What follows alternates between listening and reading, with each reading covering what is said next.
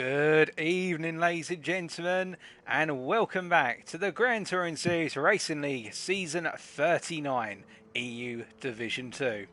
That's right, it's 7:30 British summer time, and we're back with another brilliant start to the season of what is anticipated to be a very hotly contested EU Division 2. We've got a whole new batch of drivers, some veterans of GTSRL, some brand new, but you can be assured that we've got plenty of action to come, and we have got an absolute monster of a season ahead. What of the combinations of track and car? We've got one car that's going to be used throughout the entirety of the season, no tuning permitted, so it's all about our drivers mastering the machine they have available to them. Everybody is an equal machinery, and we will see what people are able to achieve come the end of the season. But before we can get to the end, we have to start at the beginning.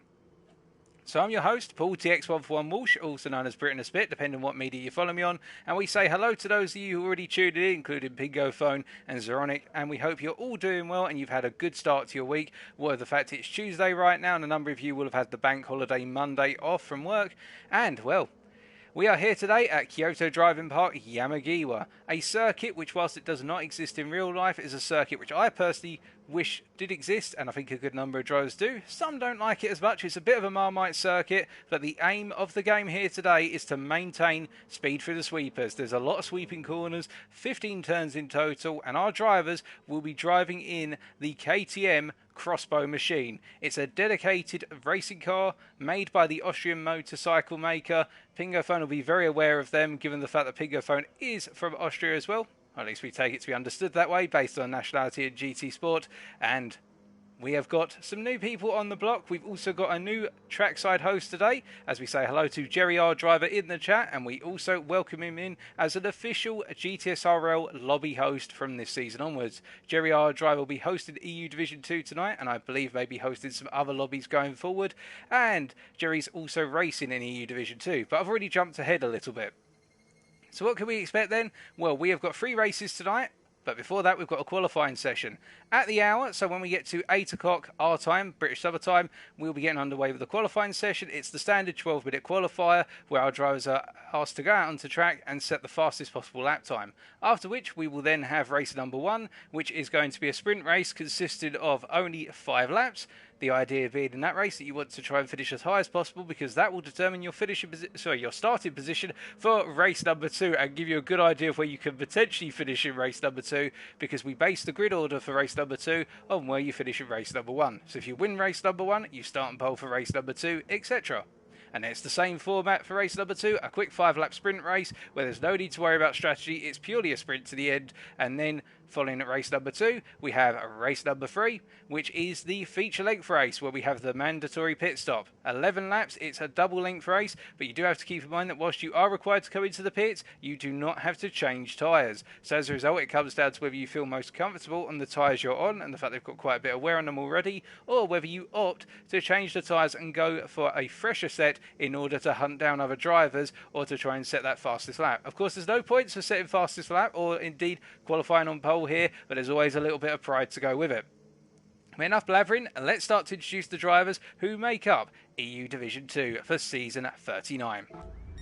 So as we go down our list, we take a look down our list immediately right now, we can see that our first team, team number 1, consists of a combination of drivers who many of you will be familiar with. Starting with Peachy Erler, also known as Erlefan, the Finnish driver driving around in his Expo, the 2012 variant of the vehicle, making his way through turn 1 right now. And Peachy, a well-loved driver up and down the field, and has been growing in terms of form over the course of the seasons, and finds himself again in EU Division 2 this time round. Perhaps was hoping for EU Division 1, but it was very close to getting to EU Division 1. And in fact, we had a huge number of drivers sign up for Season 39, so much so we have got 3 divisions and then some excess drivers as well. We were able to create a 3rd division, and we still had some people left over. But focusing on the here and now, Peachy Erler will be joined by Zanay Ismail, the Turkish driver that many of you will know and love. Zanay Ismail parked up currently in the run down towards the triple chicane here. The Turkish driver just pulling off right now. In fact, I think he's aware that the camera is being shot on him, and making his way through the triple chicane as he starts to head up the hill. This being, of course, turn number 8, 9 and 10, and then up the hill he goes into the right-hander of 11. Now, Zanaisval, last time out in Season 38, was a driver where there was a lot of red mist descending over himself and one other driver towards the end of the season due to some very closely contested battles at Fuji. But in the retrospect, the drivers managed to patch things up and respected one another for the very close battling. And Zanaisval is one of those drivers who only recently joined GTSRL, I believe back in Season 37, has a growing reputation for being a very fast driver, but also a very fair driver at that. A driver who is respected among the field so far, and the veterans of old say that he is probably going to be one of those long-standing veterans of GTSRL if he continues, given the fact he's got the right mentality and he loves to go racing. As we also say hello to Peachy Erla in the chat, the driver who we introduced first to the combination of Team 1. We then come on to team number 2, and that is the combination, as we are trying to find our drivers right now, of our Dutch 175, the Dutchman here, sat in the pits right now is Expo. And our Dutch being a familiar face now after a good couple of seasons, the Dutch contingent being very strong within the GTSRL EU division community, and we're looking forward to seeing what he's able to achieve tonight. And he is joined by his teammate Luke 666111, who we'll refer to as Luke from this point onwards, the Polish driver who's also a recent joiner to the series, making his way around out of turn 7 down into 8, 9 and 10 right now. But Luke, the Polish driver, hasn't always found his form so far, but we look forward to seeing what he's able to do in a very different machine from what he is used to, in the fact that we've typically seen our drivers run around in either street cars, alternatively in dedicated GT3 cars, but now we're headed to a car which is more of a track day car, which can also be raced, and it is road legal technically, but at the same time it's a very different car, and also we are featuring sport soft tyres. But we'll come back to the tyres in a little bit. As he makes his way out of one of the multiple hairpin corners, turn 12 and now down towards 13 and 14, we move on to team number 3. And we start off with one Boss. Now, we're not talking about the boss of GTSRL, at least not yet, but we are referring to a driver known as HBoss GT, who I believe is still yet to join the lobby, so we are waiting for HBoss to join, but he is joined by his teammate, a Smithy Z, who we're going to be referring to as a Smithy from this point onwards, or Smithies, actually we'll refer to him as. The British driver here recently joined GTSRL, as far as I'm aware. We haven't seen him race before, and we look forward to seeing what Smithies is able to achieve on effectively what is his debut within the GTSRL community in Season 39. As he makes his way through the triple chicane right now, and we look forward to seeing what he is able to achieve in the British Mobile. Albeit the British Mobile in terms of his flag, but the Austrian Mobile in terms of manufacturer. So that's team number 3 summarised for you. We then come over to team number 4, and that is the memorable combination of K2 Zahn, the Dutchman, who has a reputation right now of promising big and slightly under-delivering when it really matters, but that's not to his detriment. It's been one of those issues whereby he seems to have a lot of form in the build-up to seasons or in the build-up to races, and then the form's just not quite there going into the race itself. Of course, he has had some absolutely memorable results. We saw some of those in Seasons 37 and Season 38, but for every high, there always seems to be a low that follows or precedes it, and K2 will want to turn that form around and finally get some solid points on the board and really have a solid season under his belt, and we look forward to seeing what the friendly Dutchman is able to achieve. He is joined by our lobby host, and that is of course Jerry R driver, who's currently sat in the paddock. Both of the drivers running around in the blue and white liveried crossbows. And Jerry R driver, well, what do we have to say about him? Well, he is a fan favourite, as many of you will be aware, in terms of Seasons 37 and 38. He is becoming a common face around, a common face, I should say, around the GTSRL EU division community. And Jerry R driver has a consistent set of results over Season 37 and 38, and we look forward to seeing what he's able to do in a very different machine in Season 39. However, what is very interesting, now some of you may remember from Formula 1 the era when we had two brothers racing out on circuit, i.e. the two Schumachers of Michael Schumacher and Ralf Schumacher. Well, we have a similar situation here. Jerry R driver is one of those two brothers, and we're going to introduce his brother who's out on circuit right now. And that is one, if we can find him, unless he's gone completely camera shy, which I hope he hasn't. In fact, he's also in the pit lane right now. It's Radical Remon, also known as Remon VM1 in the Twitch stream chat. And Remon deciding to join the GTSRL community as of Season 39, and it's on his debut. And of course, he will not want to be in the shadow of his brother, as he's going to be making his way out on circuit. But two siblings racing against one another, not as part of the same team. We look forward to see what that's been able to do today. And we see there's Zeronic mentioned in the chat that it's the first time I've ever said Jerry R driver as Jerry R driver, spacing out each of the words rather than bundling them all together as Geriard driver, which would sound more like geriatric. Well, that's a first. I've never thought about saying it like that as geriatric driver, but there you go. Now, of course, coming back to our debutant here, Radical Remon is joined by another debutant, and that is HRL, ex-HRLX, but we'll be referring to him as HRL from this point onwards, the British driver, running out in the crossbow machinery, of course, and we're looking forward to seeing what he's able to do tonight on his debut in Season 39 EU Division 2. That's team number 5, and now we've got 2 more teams to introduce, and we start off then with team number 6, and that is the combination of a Golden Dragon, who's currently driving around on the circuit, another Dutchman making his way up towards turn 12 right now, coming through 11 and burning a penalty in the way in, a very nice chrome red liveried crossbow there, and making his way through the hairpin corner. And we don't know too much about Golden Dragon, but we know he had solid times, good enough to get him into EU Division 2, and I think he was quite pleased with the fact he qualified right in the middle of all of our qualifiers for the EU divisions, and we look forward to seeing what Golden Dragon is able to achieve on his debut here. And he is joined by a fan favourite. We have seen him multiple times. He is also sponsored by Communist China, so don't say anything too bad about the Communist China party, and that is Not Nats GT, the British driver making his way right now into the sweeper left-hander. That is turn number 6, and Not Nats here returning to EU Division 2, and one of the more consistent drivers across the field, not necessarily one of the fastest, but where he has raced we have seen very strong results from Not Nats, simply because he gets his head down and gets on with it, and he never lets little mistakes or major mistakes deter him. He's always there ready to give it his best shot, and that is team number 6. And then finally we come on to team number 7, the combination of the Austrian of Pingophone, who we mentioned very early on at the start of this stream, running into the triple chicane right now, and Pingophone, one of the fan favourites and a veteran of the GTSRL community, and we're looking forward to seeing what the Austrian is able to do tonight as they make their way up the hill through turn 11 towards 12, and they are joined by the legendary Trousers of Doom, the British driver here, forming the second half of team number 7, and Trousers having a mixed set of results in the last couple of seasons he's participated in. Very dominant back in what was, I believe, season 36, dominating EU Division 3 by 1.5 miles, but since then it's led to some variable results, as we see that HBoss GT has just joined the lobby. They've arrived at the paddock, and that is fantastic news, which means we will have our full complement of 14 drivers racing tonight, which is what we always want in GTSRL. We always want everybody to be here and ready and fighting fit for some more action.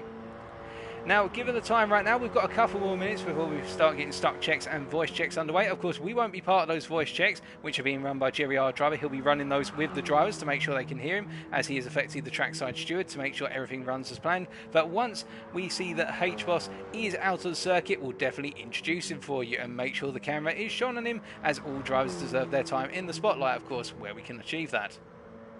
Now, as for the combination, what to expect, as we say hello to Aluko33 in the chat, who's hoping that the two brothers of Geriard driver and also Remon are not on the same Wi-Fi network. Well, if so, God bless us all, and let's hope that we don't have any major connectivity issues, as we will be getting those stock checks out of the way to make sure that we have the best possible connections for all of our drivers and everybody is able to get racing. And here, ladies and gentlemen, is the British driver of HBoss GT, the lead half of team number 3, and he will be partnered with A Smithies for this season, and we look forward to seeing what HBoss is able to do on what I believe is his debut in GTSRL, which season 39.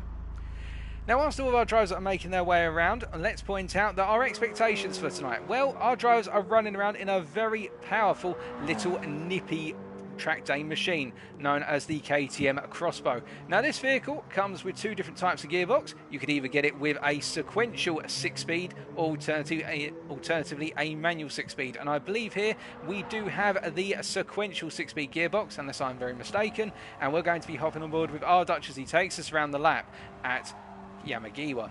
Now, the thing about this circuit and this combination, we've got a very light car which has got a good amount of brake horsepower per tonne, which means its power to weight ratio is punchy and it's going to accelerate rather well. But it's a light vehicle, and what that means is that this car can be thrown around the circuit in good order. So you've got to be brave with the car, particularly on sports soft tyres as well, which means that as he goes onto the lap, this car is not going to be as grippy perhaps as racing soft tyres, but the flip side of the coin is once it catches for a slide, it will feel very comfortable to drive. So making his way into turn 1 then, going rather deep on the entry point there, but you can see very quickly turning the car through the extended left-hand sweeper in 4th gear. Now building up that power, heading up the hill now through the left to right combination of turns 2, 3, 4 and 5. That's 2 and 3. Dunne's going to do a little lift here most likely, or is he just going to flick it across the curb? He's going to flick it across the curb. He's going to keep the throttle fully committed. What a madman. And now going up the hill past turn 5 and now into the long left sweeper of turn 6. A very difficult corner this one, because you're tempted to brake early, but you need to brake as late as possible and drift the car across the apex initially, sweep into the middle of the circuit and then turn in and get on the power immediately. The later you can claim the apex through turn 6, all the better. Through 7, that little right hander, now downhill into the triple chicane, the corner that can make or break your lap time as we get underway with our first start check, unfortunately, so we're not going to get the full demonstration that from our Dutch viewers. We're looking at a very solid lap until that point, and now we're going to be getting our stock check underway. And my apologies, I've had it corrected for me. Thank you, K2. We are running with the manual 6-speed gearbox, so that's why you're seeing a little bit of a delay in terms of the regain on the throttle and the turbo input. But as we pan down to the grid then for the first stock check, we can see that Jerry, our driver, will be leading us away and joined on the front row by HRL as we have the offset camera. And now as we pan up backwards here, we see Jerry, our driver, waiting and ready to go.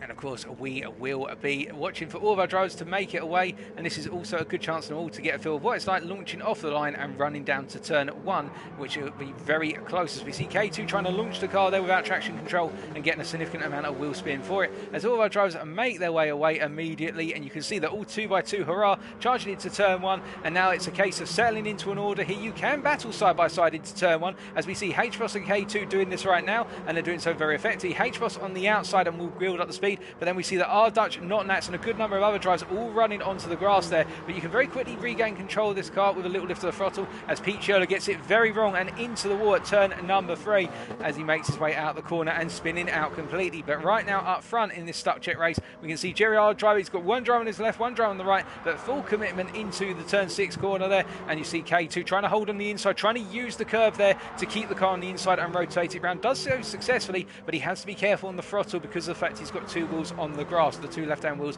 preventing him from getting the full power down. As we see that they're coming down to a triple chicane, K2 goes for a move on the inside here, and this is a very difficult place to overtake. But if you're on that inside, you can go side by side through the triple chicane, but if you put all 4 wheels onto the grass beyond the curbs, that is a track limits cut penalty, and I think K2 is going to be subject to one very shortly, although there was a little bit of contact between K2 and Jerry, and that may have nullified the track limits penalty as a result. But now they come down into the turn 12 hairpin here, the slowest corner on the circuit, coming all the way down to 2nd gear, and we can see that HRL are coming back at K2 after falling back a little bit and getting the better run out of the hairpin there as they come down to the right hander of 13 and sweeps into the left of 14. And this is where you've got to be brave on the brakes and essentially hop the car over the entry curb into 14. K2 going a little bit too deep, they're carrying too much momentum. As we see further back, we've got Pingo Phone battling side by side with Golden Dragon, and Golden Dragon going deep there, and Pingo Phone going for the move on Not Nats, but can't quite find it as Golden Dragon has to go defensive versus Luke, albeit Luke cuts too tight to the inside, and we've got a car spun out right at the end, and that unfortunately is Jerry Ardro who spun out right at the end there. So it is going to be HRL who wins this opening stock check race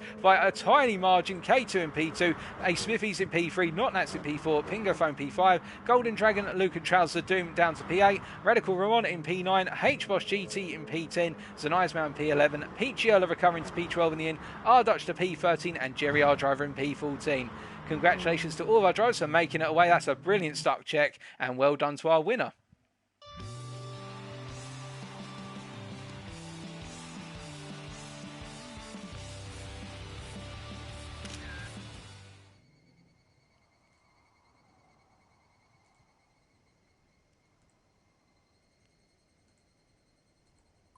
So that is our first stock check out the way. We're probably going to be doing at least one more, but everybody seemed to be able to get away a-okay there. And what we also saw that was most drivers' connectivity seemed to be relatively stable, so as a result we didn't have anybody lagging around. So that is a very good omen going into tonight's races and our qualifying session, in that we should be able to get everybody out on circuit and have all 15 drivers competing for places up and down the order.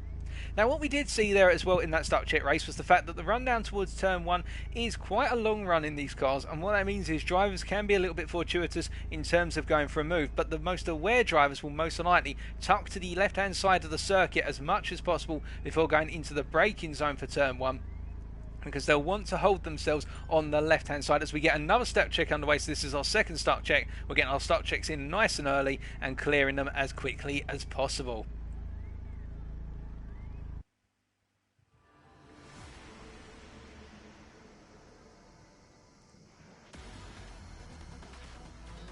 Alrighty folks, well we come away for start check number 2 then, and we'll see that once again it'll be Jerry R driving a HRL on the front row, and this time we're going to hop a bit further back down the order to give you the perspective from one of our back runners who'll be starting right at the back, and we're going to hop on board with a Golden Dragon. So this is the view from just slightly behind from where he sits in the cockpit. We've just got the camera between the two seat rests. And he'll be waiting for those lights to go out, of course, and everybody to go charging away. The lights are out, and here we go. And we can see the Trouser Doom getting a little bit of wheel spin, as did Pingo Phone there. And Golden Dragon getting a really nice launch, making up 2 places on the launch alone. Although Pingo Phone's going to defend to the inside into turn 1, but Golden Dragon's going to wrap it around the outside. And we can see there Radical Ramon going a bit deep as the Nice Bound Smithies come to blows. And Peachy Erler as well, just rolling off the apex a little bit there. Ace Smithies being knocked wide a tiny bit, but you can see as he just gets caught out there a bit wide and goes for a spin interval, but regains position in terms of getting back onto the circuit, as we see Jerry R driver going for a bit of a rally cross line and sending it straight into the wall. Well, that is a disaster for Jerry R driver. A HRL K2 are going to war down into turn 6 right now, and K2 trying to do the round the outside sweep maneuver here through turn number 6. It's the common overtaking approach to go round the outside initially and then cut back to the inside, or just hold that outside line. And HRL having to hold defensive, losing so much momentum out of 6 that you can see K2 has got his nose ahead into the triple chicane here, but HRL has got that inside line. But will K2 sweep around the outside? There's room to do so as H-Boss forgets his braking zone there and carries too much speed into the corner, and all of our drivers come charging through. Luke, I think, getting a little bit of understeer because of the dirty air of our Dutch and missing one of the apexes of the triple chicane there and going wide out of 10. And we can see now Pingo Phone trying to find a way through, and they're going to go side by side into the braking zone for turn number 12, and Pingo Phone goes for a cutback, a nice cutback there from Pingo Phone. And Luke meanwhile looks on as Notnats also tries to follow through as to what Pingo Phone did, and Notnats almost successful, but Luke's got the momentum as they come down into the right to left combination of 13 and 14, and Luke's got the position right now, but you can see that Notnats is still there as Peachy Erler also tries to fight a way into this. But meanwhile up front, HRL has been cleared by K2 after the battle through the triple chicane, and K2 is going to be the driver who brings it home, I believe, as he comes charging down towards the start finish line now to complete this second start check. As we see in the rear of your picture, Notnats getting it very sideways and spinning out of the final corner. So it's K2 ahead of HRL, R Dutch in P3, Pingo in P4, Luke P5,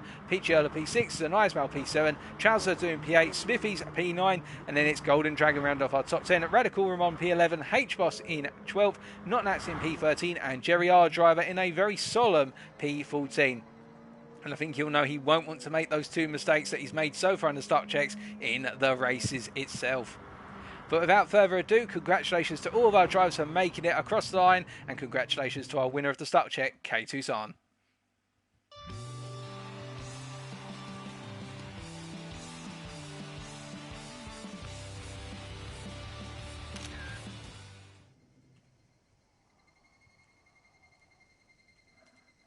But that is our second start check, and I suspect we're most likely going to be seeing at least one more start check before we get underway. We have got 7 minutes, so we could get another one in, but this is also a good time for our drivers to get their final practice in and get themselves settled before we get underway with qualifying at the hour. Now, what was interesting to note there as well, you saw the second time round when all of our drivers went into turn 1, everybody was a little bit more cautious in terms of giving one another space, and that's why we also do these start checks, not only to make sure that everybody can get away safely, but also to make sure that people get a feel for what it's like when 14 cars decide to absolutely concertina into the opening braking zone or the opening turning zone. And turn 1 is one of those odd ones because you're invited, particularly from a standing start, which we use standing starts in GTSRL, you are invited to effectively go for a move into turn 1 because you have more speed than the guy ahead of you if you've started further back.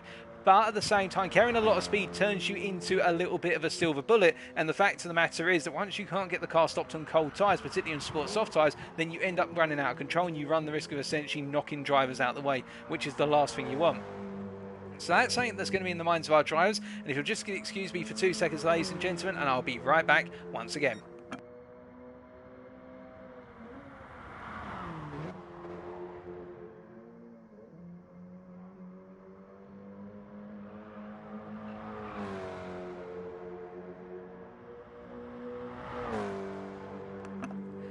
Sorry about that, ladies and gentlemen, I'm back, and really now with the best part of 5.5 minutes to go, we're just taking a look to see from our stewards whether there's anything to note right now. No, everybody's got a clean slate going into season 39, and I think everybody right now is very happy of how things are proceeding. A lot of drivers commenting on the fact, of course you can't see this, but I can in the drivers chat right now, a lot of drivers commenting on the fact that they're quite wary of the idea of going side by side through the S's, so that is turn 2 through to turn 5, because whilst you can do it, it means you've got to do a lot of lifting when you go side by side, and it costs you a huge amount of time when you want the best possible momentum. So I think some drivers just been feeling that out over the course of the 2 stuck check races, that wary now of the fact that when they go into the race they may try to settle into an order, but of course when you have 2 drivers who don't want to give way to one another because they both feel they deserve the position, that's when you end up with those horrible side by side moments. But that's one of the things that will be on our drivers' minds.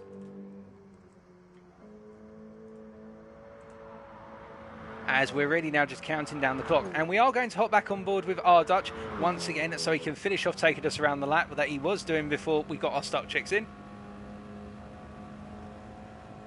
So carrying through the left-hand sweeper here of turn 6, so you're going to see he's balancing on the brakes, and then as soon as he can feel the nose turn in at turn 6, that's when he gets on the throttle immediately. And that's the key thing about the sweeper of turn 6. You have to have that confidence to know the nose has bitten into the corner. Now charging down the hill out of turn 7 into a triple chicane, the idea here is you want to brake as late as possible and cut as much of the opening curb, which unfortunately our Dutch misses that opening curb and instead goes a little bit deep, and he costs himself a lot of momentum, but still he makes it safely out the triple chicane. Now up the hill, the right-hander of turn 11, a flat-out corner, now coming into the hairpin of turn 12. As I said earlier, the slowest corner on the circuit, coming all the way down the gears here, and in fact staying in 3rd gear rather than coming down to 2nd. I think he could have used 2nd there to get some extra rotation, but it may be that the crossbows gearing means that 2nd gear is actually a very short gear, so he doesn't want to use it. Now coming into the right to left combo of 13 to 14, and again you want to attack the curb of 14 as much as possible. You want to launch the car over the apex curb there and essentially let the car drift out to the exit curb, but not onto the grass, because the grass will take your way and off into the shadow realm. And then the final corner, turn 15, another sweeping right hander, and now making his way out of the final corner. You've got to be careful with the curb usage there, because the curbs at Yamagiwa and indeed the whole of Kyoto Driving Park have a very interesting format whereby they're essentially raised curbs. They start off very steep and then they fall away towards the outside of the circuits. The idea being that you get your car up onto the curve, but if you go too far into the curve, get too greedy with it, and the curb actually pulls your car away from the track, which is the last thing you want to have happen compared to other circuits where the curbs are the reverse, whereby they're gradient as such, where they're actually slanted down towards the circuits. They encourage you to abuse the curb because you're essentially riding up against a slanted wall. But here it's the complete reverse. Once you take too much curb, the car gets pulled away from the circuit immediately. So that is something which our drivers will be wary of, and having raced here a number of times in different categories, I can tell you when you get it wrong on one of the curbs here, particularly through this sweeping left-hander of 6, you are going to know about it, because the first thing you're going to be seeing is either the grass or a solid wall, and when you hit one of the walls here, the time you have to spend recovering is absolutely abysmal. But we're going to see now our Dutch making another run down to a triple chicane, and this time he's going for that more aggressive cutting line, albeit not as confident to get the flowing line yet, but he's now getting a feel for what it's like to run tight on turn 8 to try and cut it as much as possible, because you want to straight line that chicane effectively. You want to turn it from 3 corners into just 1 corner if you can, with a little bit of steering lock adjustment where needed. So that's the story really in terms of the lap here. And in terms of qualifying times, EU Division 1 last night, we saw the pole lap was a 46.4, and then there was a sizable gap to the rest of the field. 2nd place being a 46.8, and then the majority of the laps after that were in the 47s. NA Division 1, so our guys across the pond, we saw that the fastest lap was a 45.9. Now, given that we're in EU Division 2, the form normally has been that the EU Division 2 drivers are about a second to a second and a half off of the EU Division 1 drivers. I suspect our pole lap tonight may be a 47.6. That's where we're looking for most likely. But I think a lot of drivers will be pleased if they can get into those 47s or very low 48s. So looking at 48.1s or 48.2s, drivers will be doing very well. We can see our Dutch already on a 48.7, but a lot of our drivers still are going around, charging around there like hell's to Baden right now and waiting to go. As we are counting down, we're almost ready to get qualifying underway. But we'll wait and see in terms of what drivers can achieve in qualifying. Now, of course, with qualifying, all of our drivers have got full fuel tanks, they've got fresh tyres, and they can come in for tyres whenever they want. But the fuel tank is a major concern in the fact that they've got this extra weight in the car, which is the fuel, and they'll need to burn it off if they want to have a chance at the fastest possible laps. And so that raises the question, of course, what do you go for? Do you go for laps with a heavy tank of fuel, or do you do a lot of fuel burning, come in and put a fresh set of tyres on, and then only do 1 or 2 laps? Well, the format we have typically seen from the fastest drivers is that they do a hybrid of this. They'll normally do a little bit of fuel burning and put in an initial banker lap, which is a strong lap for them, and then they'll do a lot more fuel burning, come into the pits and put on a fresh set, do some more fuel burning after that to warm up the tyres, and then they will go for 1 or 2 final laps, and that's where they get the fastest possible times. And we can see already Pete Chiola now raising those practice times in the final practice session here with a 1:48.2. So I definitely think 47s are going to be possible. We're getting the time of day change right now, so I suspect that means qualifying is about to kick off. We're just waiting for Jerry Aldro to give us that confirmation there, as we say hello to Robert DiMicchio in the chat, and we hope you're doing well, Robert.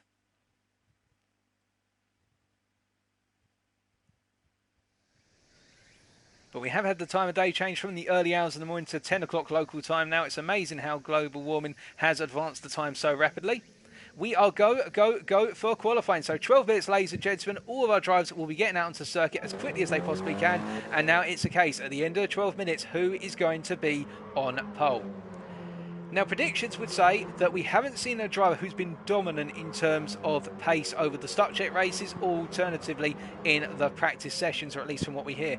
We reckon that H-Boss is looking pretty nifty so far, albeit we're looking to see what he's able to achieve. And also HRL, based on the form we saw in the start check races, we did see that HRL was quite a way up the front. So we've got some newcomers here who will definitely be looking to start to put a stake in the ground in terms of their reputation. Now, our drivers have been told they're not allowed to use the slipstream of one another for qualifying laps. So what you're going to see is our drivers will initially either charge around like Pete Chiola and H-Boss are doing right now, because they want to get around as quickly as possible in order to get as much time out on the circuit. And then they'll start to space out, most likely towards the end of sector 3, I should say. That is the run out of turn 12. That's what we should be expecting them to start to space out at the end of sector 3, going into sector 4.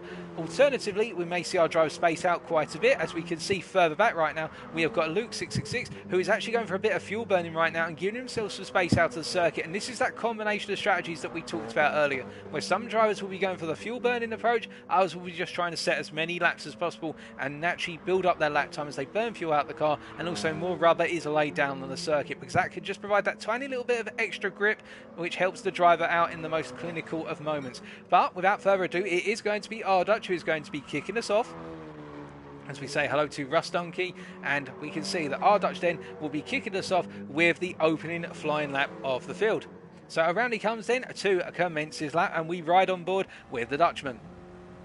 So building up his speed here, you can see he's got traction control active, which is going to delay his upshifts very slightly, so it's going to cost him a tiny little bit of time. Coming into turn 1, a very aggressive entry line, just missing that apex curve a tiny bit, losing a tiny bit of rotation there, but he's able to get under control with the downshift to 4th gear and getting on that throttle immediately, extending the steering out of turn 1, and now uphill through turns 2, 3, 4 and 5. You're going to see here full confidence, just charge up the hill, full attack, sweeping it across those apex curves as much as possible, and trying to straight line each of the corners effectively, and then letting the car roll over the brow of the hill, down in towards turn 6. The 27.5 is opening sector time. Now a reasonable sector as he makes his way into turn number 6, and you can see just going a little bit deep there, but he's naturally expecting that. You want to go deep to get tight towards the end. You want to take a late apex through turn 6, although I think he tried to fight the car a little bit too much there and invoked a bit of additional understeer. And now coming down the hill towards the triple chicane, he needs to nail it this time and braking hard down through the gears, coming down to 3rd gear, tucking it in and clipping the apex there at turn 8 and getting a nice flow off it as a result. Not the fastest we have seen through that sequence, but a rather respectable line through there, and now up into turn 11 into the right hander, and now getting ready to go into the heaviest braking zone of them all, into the turn 12 braking zone, coming down through those brakes. And the times we're looking for those wondering, we said about it earlier, but we'll say it again, we are looking at times as close as possible to 47.6 for pole, most likely, given that EU Division 1's pole was at 46.4. And now coming down the hill towards turn 13 and 14, we can see that Ardutch sweeping in and taking a huge chunk out of the turn 14 curve. That was the perfect flow there through the the right into left combination. Our Dutch being very brave there to take that so early on in the qualifying session with a lot of fuel in the car, but nicely done there. And coming out the final corner, the opening lap set is going to be, as he makes his way down the start finish straight, it's a long run to the timing line, of course. It's going to be in the region of a 1:47 or a 48. It's a 48.4, and H-Boss comes across the line to set a 49.2. What about Pete Yerler? It's going to be a 49.4.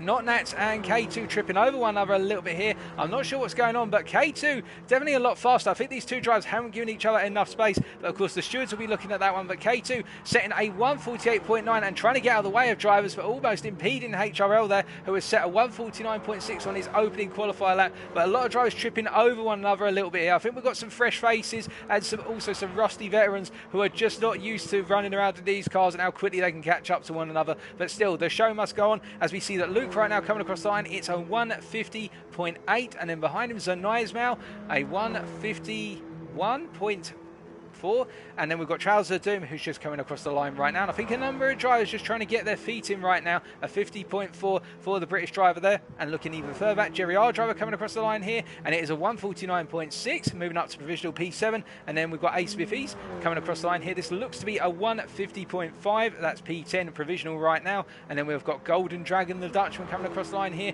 to start a proper flying lap. By looks things, he's been doing a lot of fuel burning. And then we've got Radical Ramon, who is currently on an out lap, having reset to the pit and taking his time to get out on circuit.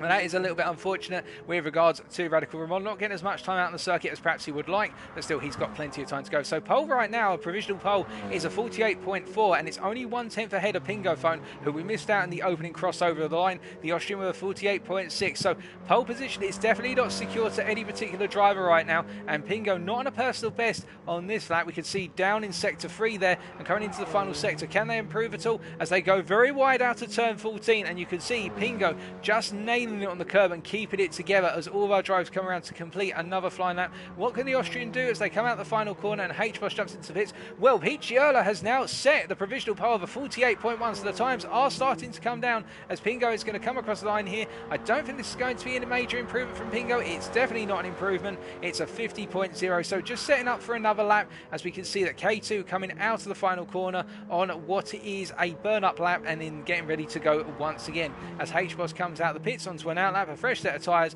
with a 49.2 to his name so far, and we look forward to seeing what H-Boss is able to achieve with a little bit less fuel in the car and a fresh set of boots to go with it. As we say hello to MDC in the chat, and we hope you're doing well, MDC, and to all those who tuned in recently, we hope you're having a good week as well. But we continue on nonetheless, and we can see right now it is very close amongst the field. We've got a lot of drivers sat in those 49s right now. Pretty much it is the case from what is P5 all the way down to approximately P10. We've got drivers in the 49s as H-Boss takes a very deep entry line there, very brave, and using the full width for turn 6, and now charging down towards turn number 8, and H-Boss on an out lap as well. That is one way of getting the tyres warmed up. I'm sure you're trying to find all the grip out there, but it is worth pointing out that Jerry R driver has moved up into provisional P4 of a 48.9. So Jerry R driver now another driver into those 48s, and that's what we're expecting, drivers to be creeping up in there. But will we be seeing a 47 from anyone? I think if we're going to see it, it's going to be from one of our top 5, unless somebody has got a lot of pace and they just haven't been able to unleash it as of yet, and they're going to do an about face in short order. But we are waiting to see what else people are able to achieve. We have still got 5 minutes of this qualifying session to go, so a good number of laps remain, at least 2 laps remain for most of our drivers here, as we see Luke, the Polish driver, making his way down towards turn 12 right now on a 49.5, doing consistently well in qualifying so far is Luke, and we are expecting to see him improve a little bit more perhaps as he gets a little bit sketchy, a little bit of snap oversteer coming out of the turn 12 hairpin, but he is a 10th up right now, going out of sector 3 into 4 and 5. Now how brave will he be going over the curb of turn 14? Gets it nicely planted there and running out. He just runs a little bit too wide and gets caught on the exit grass there at turn 14. Now I think that's going to compromise his lap somewhat, unless he made that same mistake on his previous best lap, and he may be able to improve as Luke comes out the final corner. And then it's the long run down towards the start finish line, and he's immediately tucking over to the centre of the road. I think he's getting ready to go again, but he's sort of in a half mind whether he's improving or not. But this is not an improvement from the Polish driver, as we see K2 coming out the pits and Luke reacting accordingly. as they continue to make their way around the circuit. We can see right now we have got one driver in the pits of A. Smith. He's sat in the pits and he will need to come back out in order to set a new lap time. We see Radical Ramon right now in P13. I believe Ramon is the last of our drivers who is on a 52.0, but we are waiting to see what else people are able to achieve as we go down into the remaining 3.5 minutes of this qualifying session. But we can see that our Dutch is trying to find a way to get back at Peachy. Peachy on that 48.1, 2.5 tenths clear of anybody else right now, and Peachy is the favourite effectively to be on pole. But our Dutch, Pingo Phone and Jerry, our driver, may have something to say about that as they're making their way around for another flying lap. And we can see there Pingo Phone, a Girls Frontline fan, running the HK416 livery, and I know about that because I'm a bit of a Girls Frontline fan myself. But nonetheless, we digress as Pingo Phone makes his way down in towards the final sweeping left here before there's one corner to go, and getting it very wrong there on exit of 14 and not getting it closed up on the apex curb there at all, and the car going very wide as a result, and that's where he's pushing it to a little bit as we look further around once again, and we can see Peachy Erler now going on to their second to last flying lap. And have we had any changes in the field? Well, we have seen that HRL has moved up into P6 provisional and improved to a 48.988, so only 22 thousandths off a K2 right now. HRL doing very well to get into the top end of the field, but we have just seen that HBOS has gone faster with 48.7, so HBOS now up into provisional P4. It's definitely the case the front three rows of this grid are not fully settled yet, folks. They are going to chop and change. We have got drivers setting faster and faster laps now. The fuel is coming down and the confidence is rising as well, so everybody starting to sink their teeth in a little bit right now, as we can see that HBOS is going around for another lap. But meanwhile, Peachy, let's see how Peachy's doing as he's making his way through turn number 6 for what is the 6th time of asking in this qualifying session. Is Peachy on an improving lap, or is this going to be a case of getting ready for one last shot at getting into those 47s?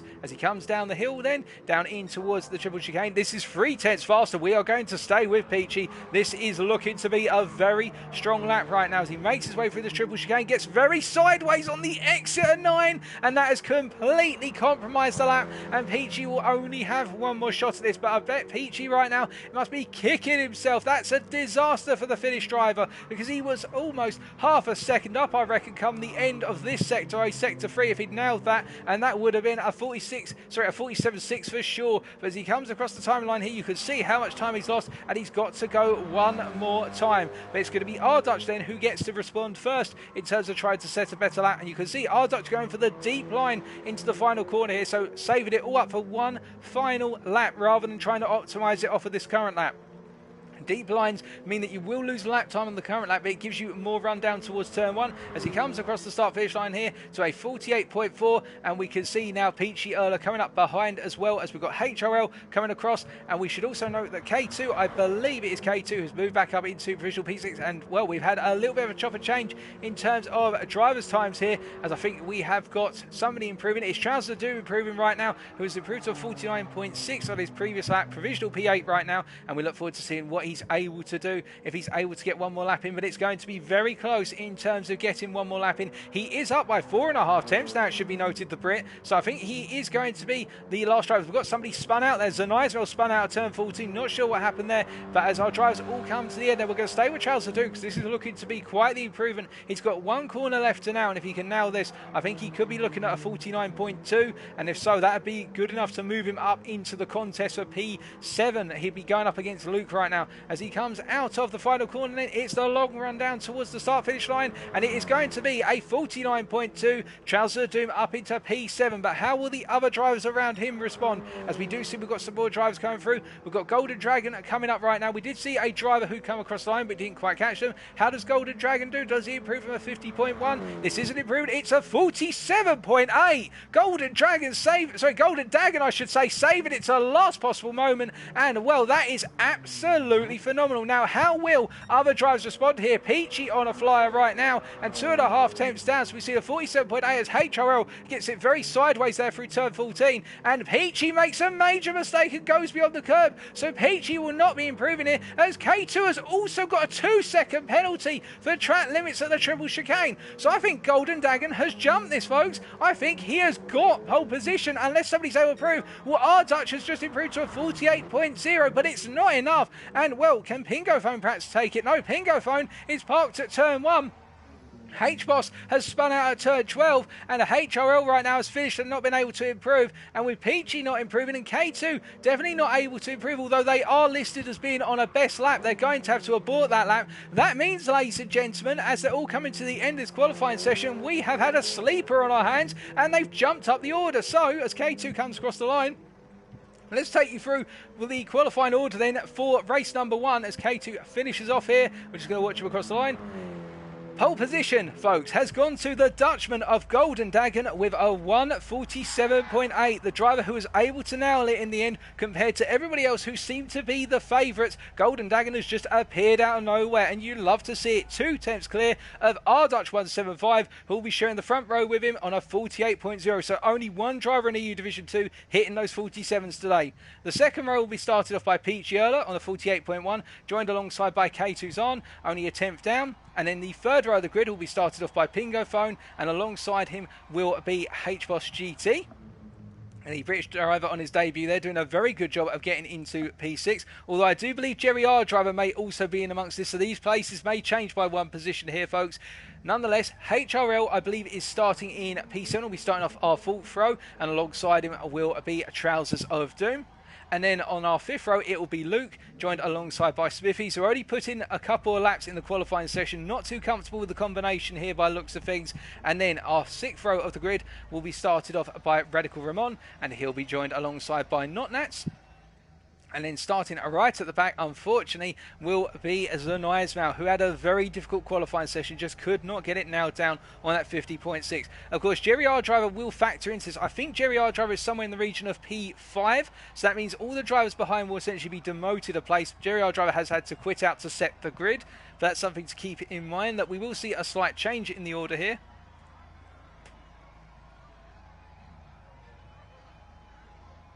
But we are waiting to see right now in terms of what is going to be kicking off very shortly with race number 1. But now we have got a surprise on our hands, because we've got a driver who we didn't see too much of in qualifying, just coming out of nowhere.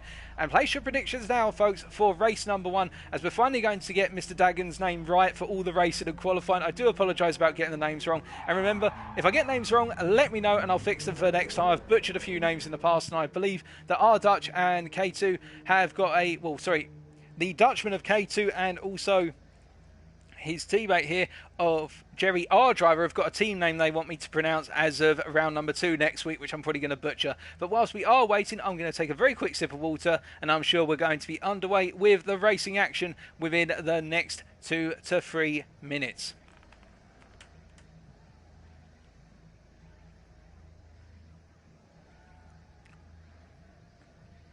Now, if I had to be honest with you, folks, with regards to predictions for race number 1, I think you need to keep an eye on Peachy Erler. The reason being, before making the mistake which compromised the lap, Peachy was 3.5 tenths faster than his previous best. And he only made that mistake right at the end, which cost him the lap. So that would put him on a 47.7 and trying to head towards those 47.6s. Our Dutch, from what we're hearing as well, and K2 were in similar laps. So I think those guys will also be trying to come through, but watch out for the Finn. He's fast, he's dangerous, and he'll be trying to slice his way through the field as quickly as you can see it, say it's lights out and away we go.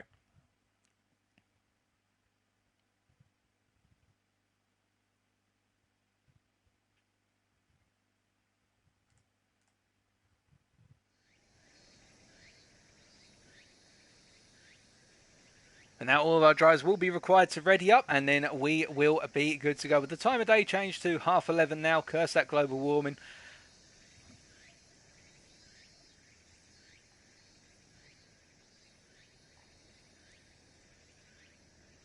And remember, if you are tuning in and you haven't said hello in the Twitch chat and you've got the ability to, don't be shy, feel free to say hi. We don't buy it here at GTSRL, well at least I don't, but I can't promise you all the people in the Twitch chat don't buy it, or they haven't been tested for their ability to buy it. But nonetheless, as Peachy Erler makes his way out onto the circuit right now, definitely will be kicking himself after that qualifying session, knowing he could have been on the front row, but there's plenty of time in the race. We've got 5 laps in these sprint races, and 5 laps sound short, but in terms of the laps being in the region of just shy of 1 minute 50, that is a long time, as we say hello to Sweeb Lerb, who's just turned into the chat at this last possible round and tuned in to watch the racing.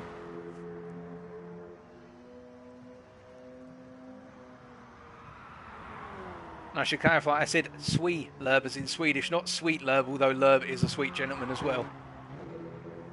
Okay, ladies and gentlemen, well, we've had confirmation as we say hello to Lewis No Regrets as well that we are going to be getting underway with race number 1. The countdown is due any second now. You should see that pop up at the top centre of your screen, and then we will be getting underway.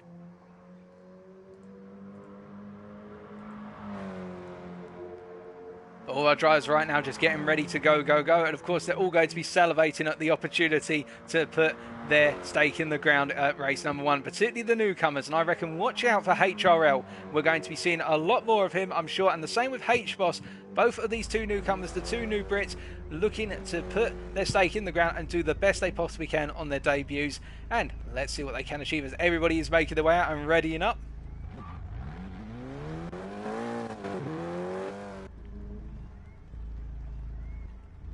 And I can confirm the drink is working, so I won't be losing my voice. And there's the countdown, ladies and gentlemen. Race number 1 is about to kick off. Let's see who comes away at the front come the end of it.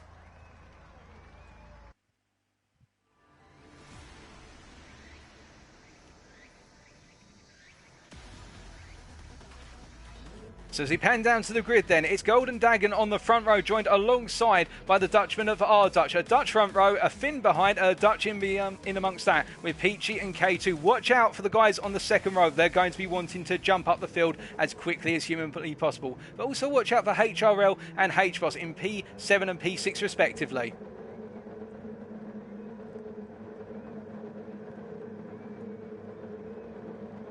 And it's lights out and away we go, and all of our drivers getting a good run off the line, although Golden Dagon getting a bit of wheel spin and our Dutch getting a much cleaner run off of the start-finish line. And what that means is Golden Dagon drops down to P2. It is going to get pushed in by Peachy Erla as they come through turn 1, and we can see that Peachy going to the middle of the circuit and trying to squeeze Golden Dagon out of the racing line a little bit there in order to get the better momentum, as we see Luke going sideways out into turn 1, the exit wall. We'll come back and check what happened there, but all of our drivers making their way up the hill now, all lying astern as they charge it up the hill in an order rather than going side by side. I think they've all learned from the start jet races. Side by side just doesn't work on that one up the hill unless you're very brave. But we can see HRL and, well, it looks to be Trouser Doom going side by side into turn 6, and ahead of them as well H-Boss and Pingo Phone also coming to blows, and H-Boss up into P5 as HRL is having to defend versus Trouser Doom, and Pingo Phone going wide out of turn 6, losing a lot of momentum as a result, and HRL almost finds the way past. They're going to be side by side down into the triple chicane, but I think they back out of it, recognising the fact that there's no way to make the move. But Peachy Erla, meanwhile, it should be pointed out, what on earth has happened here? Peachy Erla up into P1. I think that was a very bold move.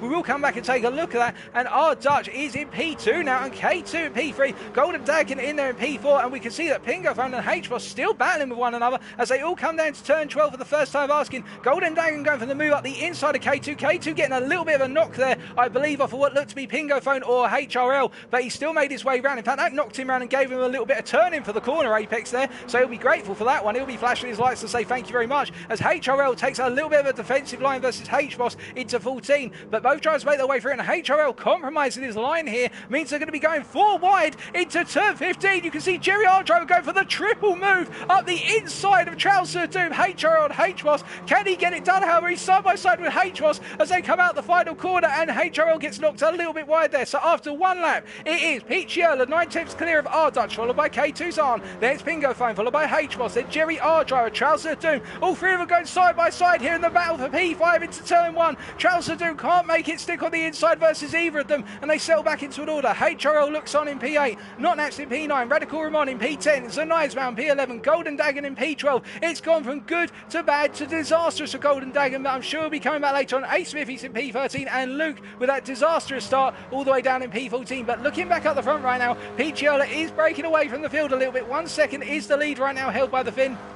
As we look further back, and we can see our top 4 have all clustered out a little bit. Meanwhile, H-Boss are leading the hunt for P5 in that P5 position and trying to pull away a little bit for Jerry R driver, who is holding off Trouser Doom as we hop on board and look back from H-Boss's car right now. And you can see right on board with the Brit here how he's got that little train of cars all trying to catch up to him in rapid succession here. And I think H-Boss will just want to try and pull away a little bit as Jerry R driver takes a lot more momentum through 8, but gets it very sideways through 9 and loses all the momentum he's gained. And as a result, you can see that HRL now is looking for a potential move on Trouser Doom coming up into turn 12. Will he be able to get it here? I don't think he's got enough of a run into the corner.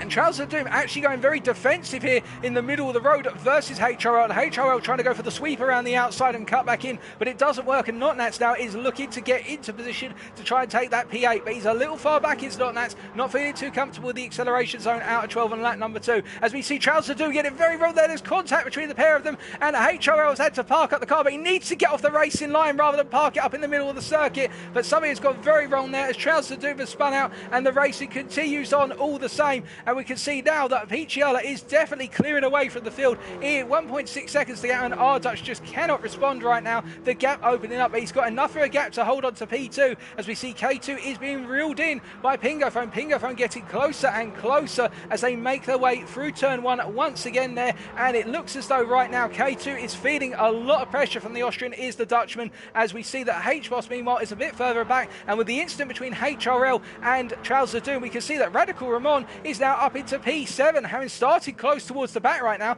The Dutchman just being consistent and making up places with others' misfortune, and we all root on the little Dutchman here as he makes his way up the hill, and he's got Notnats in his rearview mirror. We ride on board with Notnats as they come charging down into turn 6. The British driver will be looking for the move around the outside, and he makes it. He goes for the late break into the corner. Radical Ramon tight on the inside versus Notnats, and Notnats goes for the cutback, but Ramon parks it nicely on the exit of the apex, and Notnats loses all of its momentum, having to lift out to avoid clattering the back of Radical Ramon's car here. But the battling continues down into a triple chicane, but Notnats surely won't go for the move here because of how tight it is on apex into 8. Radical Ramon makes a little bit of a mistake there, but Notnats is not able to capitalise. He hasn't got the momentum, and in the rear view camera shot you can see Zanaiswell having to defend versus A Smithies as they make their way up the hill now towards turn 11 and then turn 12. But Zanaiswell feeling a bit of pressure from the British driver is the Turkishman as they make their way into the slow hairpin on lap number 3. And it is worth noting right now that Picciola is being reeled in a little bit by Dutch. The gap has dropped by a tenth over the course of this lap, but nothing major here. We see that Pingophone going a bit sideways out of 14, just starting to lose the momentum. K2 is starting to open that gap up on the Austrian, and I think Pingophone will be settling back in now as HBoss looks to get closer to the Austrian. And Jerry R driver in P6 will be trying to find a way to get onto HBoss in 6 come the last lap. Well, Notnats and Golden Dagoon right now in P7 and P8. And what on earth has happened to our driver of Ramon? He seems to have dropped all the way down the order. What has happened to the Dutchman? Was this coming down to turn 14? Does he go too deep? He goes way too deep and almost runs over our camera there. Fortunately, our camera was between the wheels, and that's what happened to Ramon, dropping down the order, and that promotes Golden Dagoon and Notnats. And Golden has already gone for the move on Notnats in the run down towards turn 1. He didn't even need to do it under braking there by looks of things. And the Dutchman, who started on pole, doing his recovery drive right now, and he's made it all the way up to P7. But I think getting up to P6 is going to be a tall order with only 2 laps to go, given the fact we have got a 6.2 second gap between P7 and P6 right now. Jerry R driver is the next driver of this side, and I think this is about damage limitation for Dagon right now rather than anything more than that, although Notnats may be coming back at him right now as they make their way into turn 6 for the 4th time of asking. And Notnats going for that wide line once again, trying to get the cutback momentum here, and he's not able to do it. Golden Dagon having a very nice run out the corner, and Notnats will gradually close up, but not at a fast enough rate in order to put pressure on into the triple chicane. Now further back, Smithies is under attack from Zanaiswell once again. Zanaiswell traded places with Smithies earlier on. They go side by side into turn 8, but Zanaiswell trying to take a move into a door that was gradually shutting nonetheless and backs out of it. But you can see that the Turkish driver is trying to put all sorts of pressure on the Brit as they make their way up the hill towards turn 11 and now into 12. It's very close between these two right now in the fact that they are literally neck and neck, and Zanaiswell looks again to the inside of turn 12, trying to get all over the back of A Smithies and try to get inside his head to fake a move perhaps, or try to force A Smithies off the racing line into a mistake, as Zanaiswell goes a little bit wide off of the apex there and runs out onto the exit curve of turn 12, but keeps it together all the same. They come down to 13 and 14, and A Smithies drifted through as Zanaiswell almost clipping the back of Smithies and getting it so wrong. He's into the wall. That's a disaster for the Turkish driver. Just too much momentum, and he tries to get off the racing line as quickly as possible and get racing once again. But that means that Luke is up into P10 right now, making his little bit of a recovery drive here as we're on to the final lap. Our leaders are on the final lap right now. And we see that Picciola, the gap is now 1.9 seconds, and Dutch has not got a response. And K2 in P3 is not able to chase after Dutch at a rate which is close, and it's holding at a second here. The two Dutchmen simply the equal one another, and Pingophone just not able to get any closer to the Dutchman ahead of him. But he's got a nice gap to HBoss GT, who is 5.8 seconds down the road, and Jerry R driver is chasing after the Brit. Can he close up the gap? Well, I think he'll only be able to do that if there is a mistake. by H-Boss at this point, because that is a very comfortable gap that the Brit has got over the Dutchman. And Golden Dagon looks on, although Golden, I should say this, has already closed up the gap to Jerry R. Driver, and that gap is 1.6 seconds now. Only a lap and a half ago, it was about 6 seconds. Golden Dagon is charging right now. He's on a literal missile charge, trying to catch up to our P6 driver, and I think he could be in attack range here if Jerry R. Driver makes even a single slight mistake. And Jerry R. Driver makes a mistake. The commentator's curse strikes. And that means Golden Dagon is up into P6. Jerry just carrying too much momentum through the triple chicane. My goodness, I'm sorry, Jerry. I didn't mean to put the curse on you, but it's happened and not nice. And we've got a yellow flag at turn 12. What has happened here? K2 into the wall. No, it's all kicking off. What has happened to K2? He's just pitched too much to the curb and he's gone wide onto the grass, and that's what spun him into the wall. But that means that at the end of race number 1, coming out the final corner right now, is the Finn of Pete Yerler, who will pick up the win by 3 seconds ahead of our Dutch as he comes down to the start-finish line here to take the checkered flag. Pete Yerler wins the race ahead of our Dutch, and our podium is rounded out by the Austrian Pingo phone.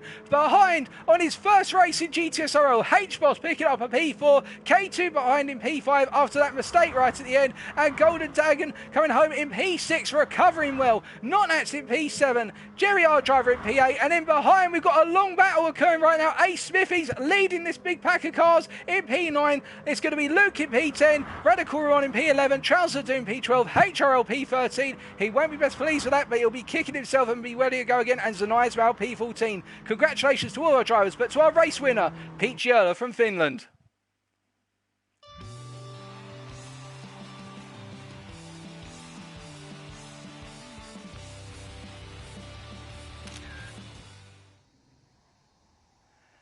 What a brilliant way to kick off EU Division 2. It had every element you could ask for, and we're only one race into a 3-race night evening. There's your results though, subject to any stewards' inquiries. Pete Yerler picking up the win by 2.9 seconds ahead of our Dutch, and our podium being rounded out by Pingo Phone. H-Boss GT picking up a P4, and K2 rounding off our top 5 with 5th place.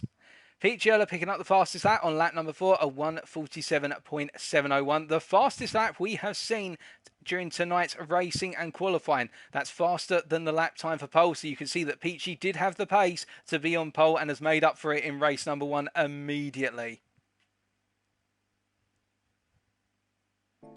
But we're going to be saving the replay right now to make sure that we've got that captured. We've already saved it, in fact. And now we wait on for race number 2, which will be coming in a short period of time. Probably within the next 5 minutes, we'll be underway with race number 2.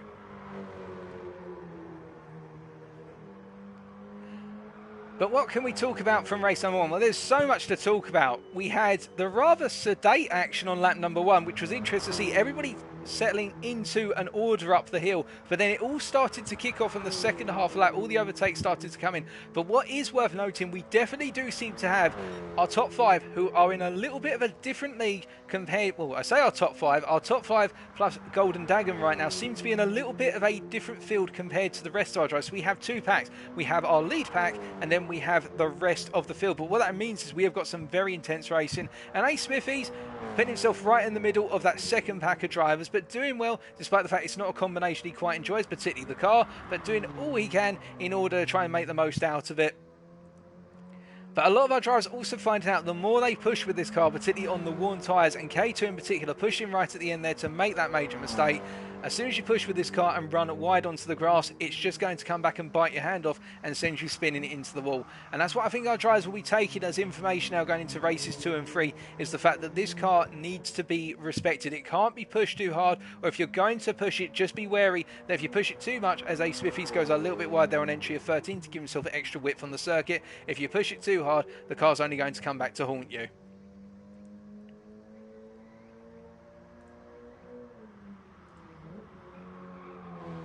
But we are just waiting for the countdown now for race number 2.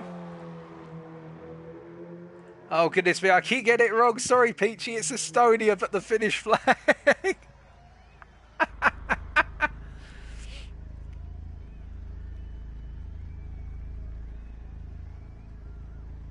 My sincere apologies for getting your nationality wrong. As we also say hello to Lazy Pro 230 in the chat, and also Spinky Bouton.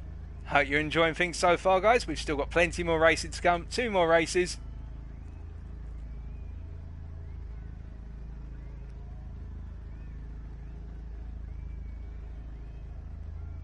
But we are just waiting for that countdown now as our trackside steward is getting things organised and prepared.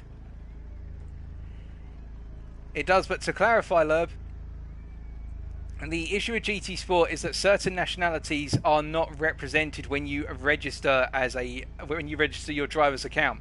So Estonia is not officially recognised by the GT Sport flags, nor is, I believe, Egypt.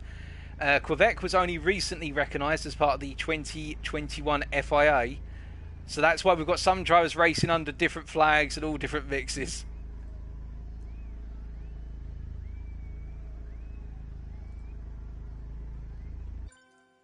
We're getting our time of day change.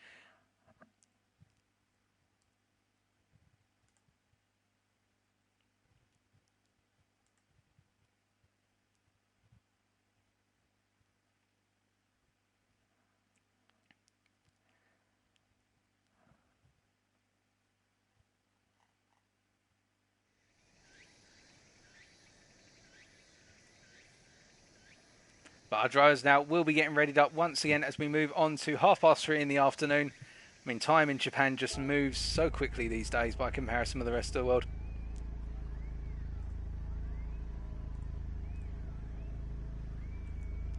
So yes, just to clarify, it is the Estonian who won, not the Finn, despite what the flag says there, and that's why he has got on his rear license plate, "Visit Estonia," the hashtag there to remind me. Oh, dearie me, dearie me. But nonetheless, as we also say hello to Olaf Biscuit, just in time, Olaf, because we're about to get underway with race number 2.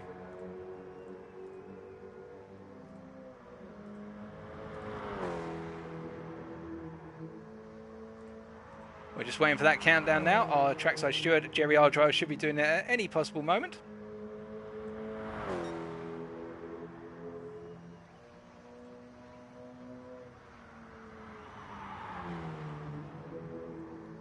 And so our driver's just getting that last little bit of warm-up practice in before race number 2 gets away. Trousers of Doom there, deciding to try and cut a chunk out of turn 5 and being rewarded with a half-second penalty for doing so.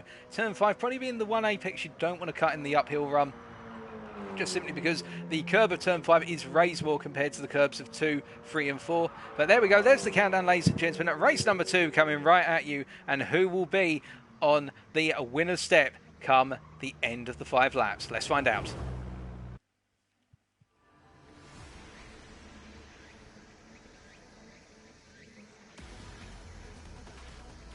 So as we pan down to the grid once again, it is the Estonian of Picciola who is on pole. Alongside him is Ardutch, the Dutchman, doing well in race number 1. What can he do versus Picciola in race number 2? And watch out, of course, for Golden Dragon starting in P6 and had that disastrous race 1.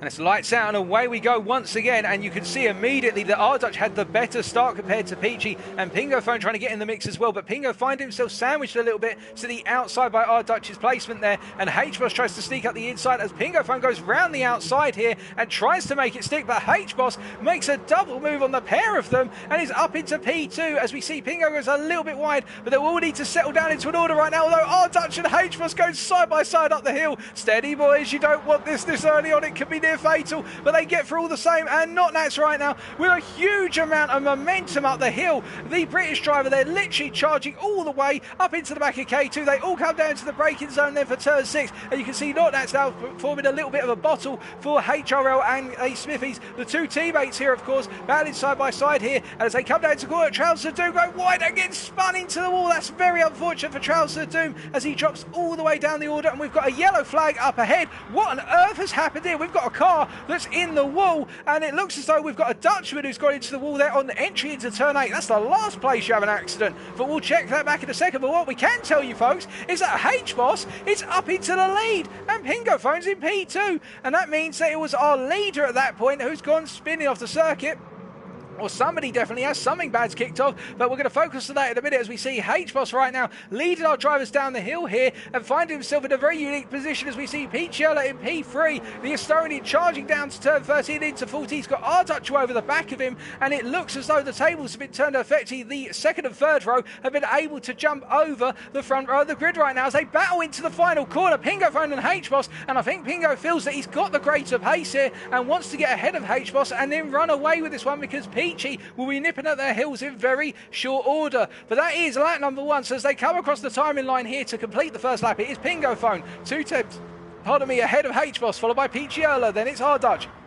Then K2 and P5, Notnats in P6, HRO in P7, who's battling with Jerry Ardro and Ace Smithies into turn 1 on lap number 2. And we can see that Jerry Ardro go for the move and getting it done versus HRL. So there's a change of positions there. HRL now in P8. Then it's Ace Smithies in P9, Luke in P10, Golden Dagon in P11, Zanai's Vow in P12, Radical Ramon in P13, and Trouser Doom in P14. Now we are going to take a look back at what happened on that opening lap with regards to that major incident, but we will do so after this battle for the lead right now kicks off. And we can see that Pingo goes to the inside there. Peachy decides to take a wide line along with H-Boss, and H-Boss trying to cut back at Pingo, but not able to find the way through and having to lift out as a result, as Pingo is placing that car very well right now. And as we look back from our race leader, the pressure must be immense. He's got past H-Boss, but getting away from H-Boss is an entirely different conundrum altogether, as we see H-Boss getting the better run out of the triple chicane, but running into the back of Pingo again and having to lift out of it, not able to get the momentum to make the move into 12. And this is where H-Boss has got to try and be more inventive. He's got to try and find a way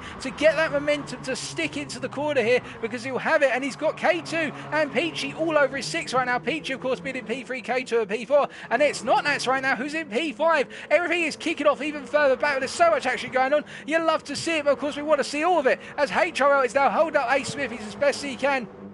Ace Smithies trying to get into P7 after the Jerry R driver has broken away from this pack of 3 as they all make their way up towards the final corner. And we can see that Picciola going for the move on H-Boss here into turn 15. And will we have got it done? I think the Estonian will have, although H-Boss is going to have a huge amount of momentum to come back at him with into turn 1 as they come to the end of lap number 2 and make their way down towards lap number 3. Now, will H-Boss go for a move here, or will he decide to think better of it and instead go just for the standard racing line? He goes to the racing line. I think what H-Boss recognises right now, if he can get a podium here and stay away from K2, that would be a fantastic result, and K2 looks on trying to chase after them. But meanwhile, Notnats in P5 being reeled in by Jerry R driver a significant rate of knots, and we can see that Ace Smithies right now has moved up to P7 and is chased after Jerry R driver as much as possible, as HRL tries to find a way to carry the momentum up the hill here, but getting a little bit of understeer under turn in there through turn 3, and what it meant was he just went a bit wide as they switch around trying to find a place for one another to overtake into turn 6, but neither driver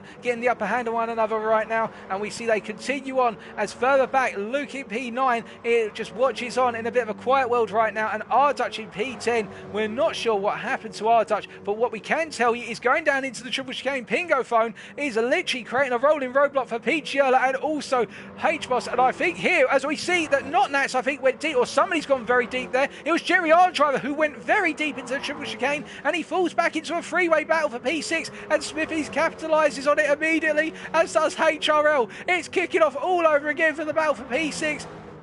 And you just can't believe it. Every time a driver starts to break away, they seem to just make that one little mistake, which costs them the time they need to get away. And Smithies is starting to break away at P6, as we see Jerry R driver is on the right side for the inside of 30, but the outside of 40. Can HRL keep it on the outside? He goes to try and do it, but he can't quite do it. He backs out of it instead, recognising there's a better opportunity on the lap ahead. But meanwhile, up front, Picciola has finished the overtake on H-Boss, and we can see that K2 is now getting increasingly close to the back of these guys. But we are going to take a quick look back at what happened much earlier on in the race to find out why we had a car completely sideways through the run into turn 8 at the time. So we're going to see here Picciola goes wide, so this kicks things off a little bit as Peachy runs wide here, and we look even further back. We're going to stay with Golden Dagger now. I think it was Golden who had the incident. Golden just getting a huge amount of oversteer there on the run over the hill, and that's why Golden was in the wall. There didn't seem to be any contact, but that explains why Golden is so far down the order.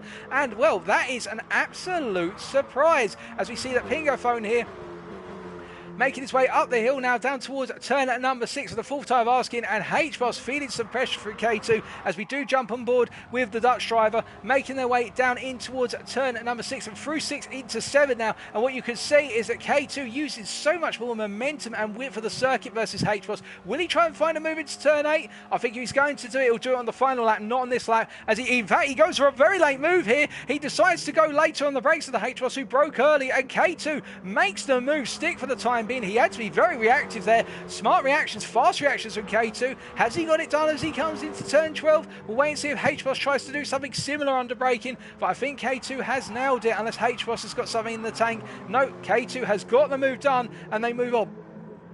As we see, K2 goes wide and he almost loses it in the exact same fashion in race number 1, but he keeps it together. K2 on the bubble in terms of pressure right now. And meanwhile, further back, that battle for 6th, that freeway battle of Ace Smithies, of Jerry Ardriver and HRL has not ended, and Notnats is falling backwards into this battle right now. They all seem to be working together, cognizant of the fact that if they all just avoid fighting one another for one more lap, they'd be close enough to attack Notnats. And you can see Smithies trying to go around the outside of Notnats into turn 15, and Jerry Ardriver tries to sneak on the inside. There's no room for him to do so as Notnats shuts the door on the Dutchman, but leaves the door open for the Brit to get the cut back, and they swing places around as we can see that Smithies and Notnats are in a drag race now up towards turn 1 for the 5th lap. The final time of asking, they go into turn 1. Notnats on the inside, Smithies on the outside. Can Smithies run it round the outside here? Jerry Ardriver looks for the inside versus Smithies. He can't get it. Notnats goes a little bit wide of apex there, a little bit of understeer coming in. Smithies can't get the move done and can't cut back on in the inside, and now all 4 drivers are charging through the slalom up the hill. They're all nose to tail. Jerry Ardriver tries to find a way in there versus Smithies, tries to take away some of Smithies' momentum. Smithies has none of it, and we look backwards from Notnats' car right now, and you can see just how close it is in this battle for P5. Notnats will be absolutely sweating right now, thinking to himself that the pressure is on. He's only got one more lap to go, and you can see Smithies getting a little bit of oversteer, just taking too much of the apex curve of 6, and he's got one eye on Jerry Ardriver, one eye ahead of him on Notnats, and it's getting so close between the two of them. As we look back up front and just update you that Peachiola has overtaken Pingophone. Now we'll wait for it, ladies and gentlemen. Pingophone is going to try and come back, I reckon, into 12. We just missed that off camera, but it looks as though Pingophone was overtaken out of the triple chicane. Peachy having the momentum, but Peachy's gone a little bit wide up onto the curb here, and it means that Pingophone's going to have the momentum down the hill, but can he find a move into 13 and 14? He's pushing as much as possible right now as Pingophone tries to find a way in, and it's all going to come down to the last corner if the Austrian's got anything left to respond. I don't think he's going to be able to do it, ladies and gentlemen, unless Peachy gets it wrong here. They come into the final corner, and it looks as though Pingo right now has the better run into the corner, but it's a gap of 4 tenths, which Pingo's going to have to out-drag come the start-finish line. I don't think he's going to be able to do it, ladies and gentlemen, and what that's going to mean is that back-to-back wins for the Estonian of Peachiola ahead of Pingophone, and then K2 rounds off our podium. H-Boss in P4. Jerry Ardriver in the end managed to get past, well, I think Notnats has added off somewhere because we didn't quite see that. But Jerry Ardriver has got ahead of the pack in that battle, and we can see that HRL is coming home in P6, Ardutch in P7, Notnats in P8, Zanizval in P9, and Luke in P10, and it is Trousers of Doom in P11, A Smithies in P12, Radical Ramon in P13, and last but not least, having a disastrous night so far after a brilliant qualifying session, Golden Dagon in P14. Congratulations to our drivers, but back-to-back wins for the Estonian of Peachiola.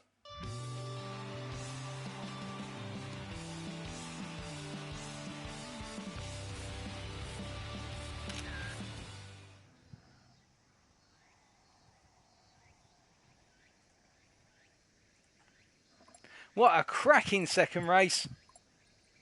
And as we save the replay and we take a look at those final race results, subject to any stewards' inquiries, of course, Peachiola picking up the second win of the night ahead of Pingophone, just missing out on a win by under half a second, and K2 rounding off our podium.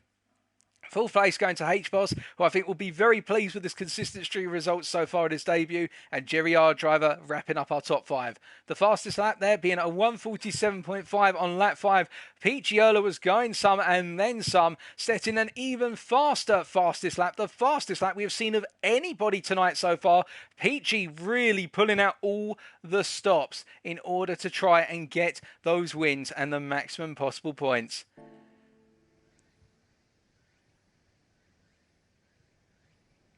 Now, what you can see there, ladies and gentlemen, is that HRL has left the room. I'm happy to report that it is a brief crash of his game client and he will be coming back in short order. So HRL will be returning. We are expected to still have 14 drivers. So we are going to be a little bit delayed because that still needs to get restarted, but I'm sure everything will be okay.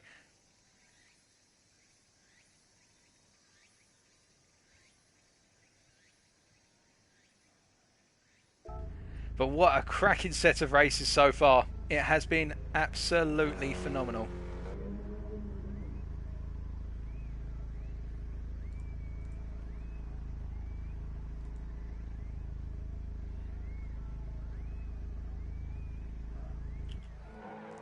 As Radical Ramon right now, just doing a little bit of donuts for the fans.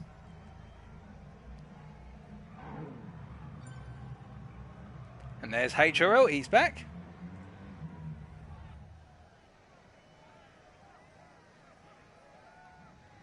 Just give me 2 seconds, ladies and gentlemen. Just going to have a very quick sip of water and then we'll be back underway.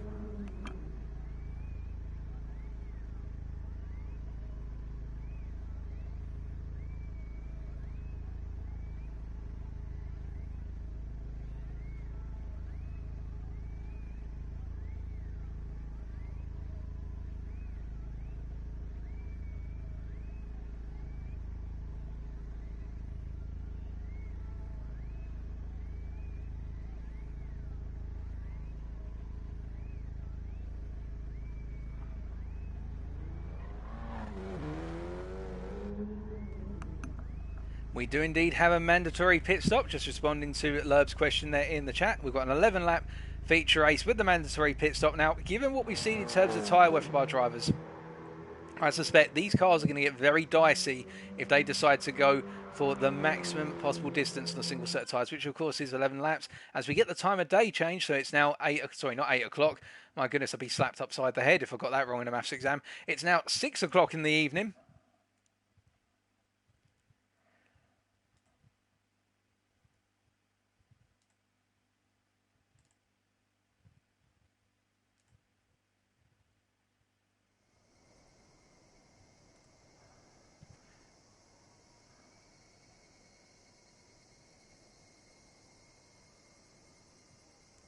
But we are just waiting now for the final countdown for race number 3.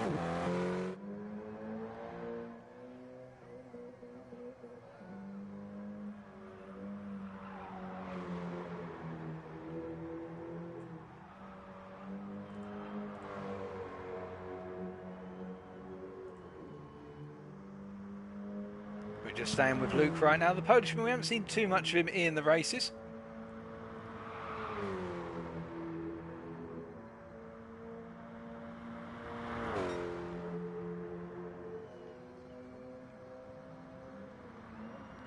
Just making his way through turn 6 right now. The Monster Energy drink sponsored KTM there.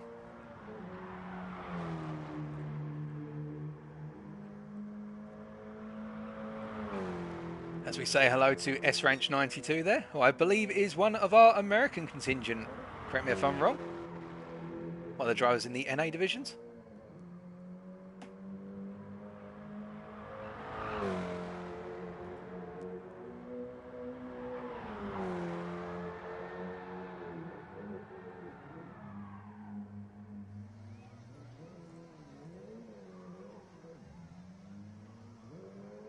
And we have a bet from Vox Bacchus, who is watching on, the Welsh driver who's racing in Tier 1. Sorry, not Tier 1, in EU Division 1 this season. Which is why you're not seeing Bacchus here tonight.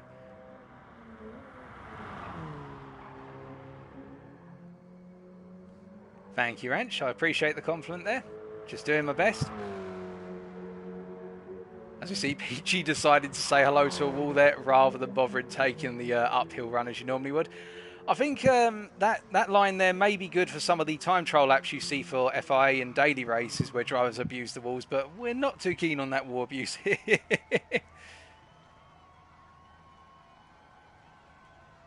Alrighty, folks, we've got race number 3 about to come. We've got the countdown any moment now.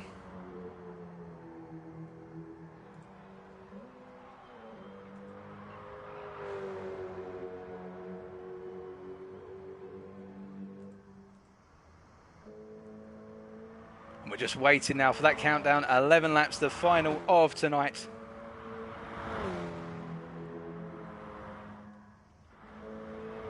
It'll be any moment now.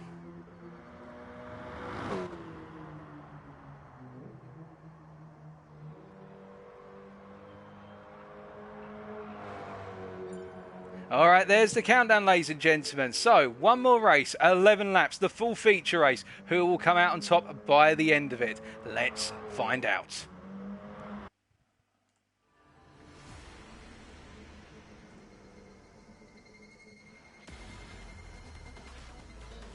So as we pan down to the grid one last time then for race number 3, it is the Estonian of Picciolo on pole, Pingo Phone alongside him, and K2 on and H-Boss on the row behind. But watch out for Golden Dragon starting right at the back. What can he do from last place?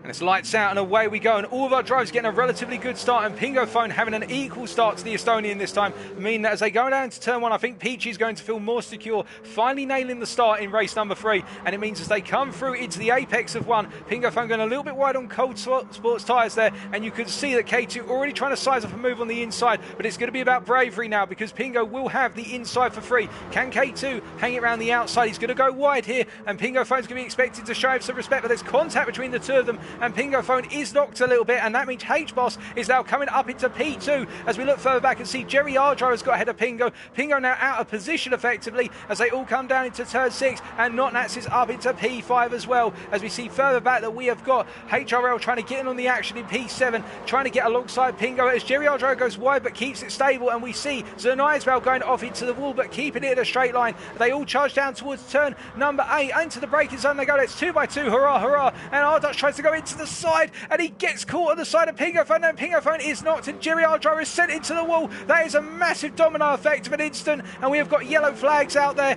as I believe that the contact there being kicked off by one of the Dutchmen has sent off a domino effect. But right now as K2 with a penalty, and he'll be required to burn that later on in the lap, we can see that our leader right now, Picciolo, 1.8 seconds clear of K2, has got that penalty to burn, and we've got H-Boss back up into P3 as K2's got past him. But remember, K2 will have to burn that penalty and H-Boss will inherit the position, but we do see that Notnats in P4 making his way up the order with everything that's kicked off right now, and Golden Dragon is in at P7 and making a move on Ace Smithy's coming out of 14. Lights being flashed by Smithy's here. I think Smithy's trying to send a message to Golden Dragon. I'm not sure what's happened between the two of them, but as they come through the final corner and go on to lap number 2, we can see Golden Dragon being pushed a little bit wide there by Smithy's. I'm not sure if there was contact, it was just the case Golden Dragon carried too much momentum. There seems to be a tiny bit of width between the cars, but we can see that after one lap it is Picciolo ahead of H-Boss, followed by Notnats, then it's HRL with K2 taking his penalty. He's down to P5, Luke in P6, Smithy's in P7, Trouser Do in P8, Golden Dragon in P9, Zernaiswell in P10, Radical Ramon in P11, Pingo Phone in P12 after a disastrous start, only going from good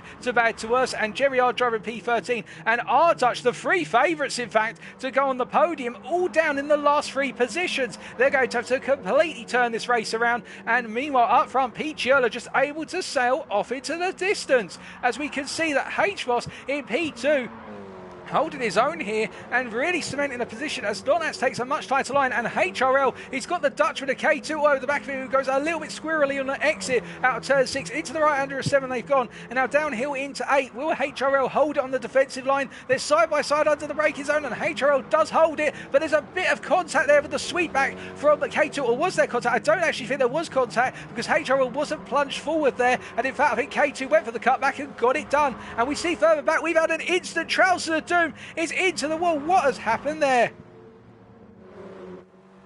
So we're going to see coming down to turn 8 then, he's side by side with Ace Smithies and coming into the corner, he's on the outside. I think Charles Duke tried to go for a cutback here, and Ace Smithies on the right tries to rejoin and rejoins onto the racing line, and Charles Doom being knocked as a result of it. That's very unfortunate for Charles Doom, but Smithies waiting for him, showing great sportsmanship there, and I'm sure that will be noted by the stewards that Smithies waiting for Charles Doom, but that does promote our rear 3 up into P10 through P12 as we continue with the race, and Peachy making a mistake somewhere around that lap because the gap has come down to 1 second, and I think the Estonian just feels right now that the pressure doesn't need to get to him. He needs to calm it down, because H-Boss and Notnats would love a shot at a potential race win. They haven't seen one of those, well, at least Notnats hasn't seen one of those for a while, and as a result, he'll definitely be salivated at the prospect of a race win in Season 39. As K2 looks on behind from Notnats right now, they all make their way out of Turn 1, up the hill now towards turn number 6, and we can see in the rear view camera shot we've got Luke in P6 right now, who's just made up places by simply staying out of trouble, and that's been the Polish driver's story really throughout the whole of tonight. He's just not got into trouble where he can possibly can, and just focused on keeping it clean, and it's working out.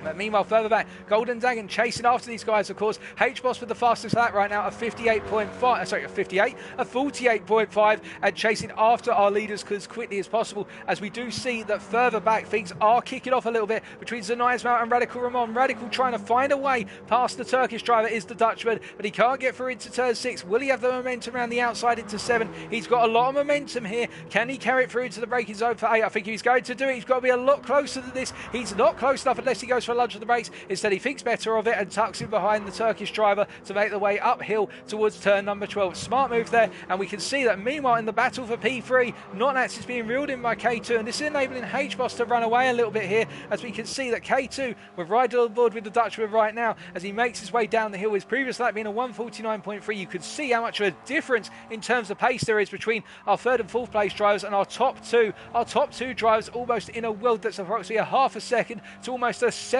ahead in terms of lap pace right now, and really our top two drivers trying to run away as Notnats goes deep under braking, and K2 just can't quite get up the inside initially. He gets a bit of understeer and that tucks the back of Notnats' car, but as they come down towards the start finish line to complete this lap, you can see K2 squirreling all over the back of Notnats here, trying to find a way through effectively and trying to get himself on the inside into turn 1. I think he might have it here as they make their way into the corner, but Notnats is still a good chunk ahead here. The car just doesn't have the acceleration, and in equal machinery, every little bit of straight line speed counts here as they are side by side on the exit of turn 1. And now who is going to be the braver of the two up the hill? Notnats holds at turn 3. K2 tries to follow him through and cut back in behind. He does so successfully. He's got the momentum here, but can K2 capitalise on it? As we see coming into the pits was Pingo Phone from what was at the time P10. So Pingo Phone being the first driver to pit on lap number 3 going on to 4. Did he take tyres? He did take tyres. So Pingo Phone making the switch. And sorry about that, folks, as well, we're looking at that. K2 has made the move on Notnats and is up into P3. Let's look at that back.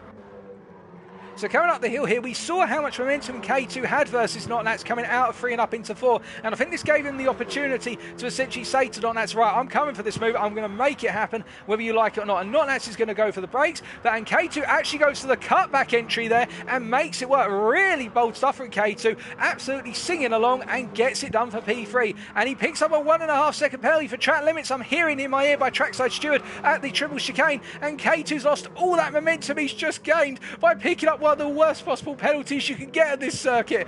Oh goodness me, K2 was doing so well to get the move done, and now he's going to drop back down the order, and I think actually he's going to drop back down towards HRL in P5 and Luke in P6. So K2 not having a good day even when he does get it right, and Golden Dragon looks on right now in P7 chasing after, as we see the fastest lap is now 48.4 as set by our race leader on lap number 3. And as they continue around some nice round the rear of your camera shot there in P8 right now, as K2 burns his penalty and he's going to rejoin in. You're going to see HRL will definitely outrun him all the way up the hill. You can see K2 immediately tucking in behind the British driver. He doesn't want to lose any more speed. He wants to be in the slipstream of another car, and in doing so, that's going to give him a little bit of momentum to chase after HRL, who will be smiling from ear to ear and thinking, well, K2, I've got past you. Now it's going to be another thing for you to get past me, because HRL has proven to be a dab hand at defending versus drivers tonight thus far.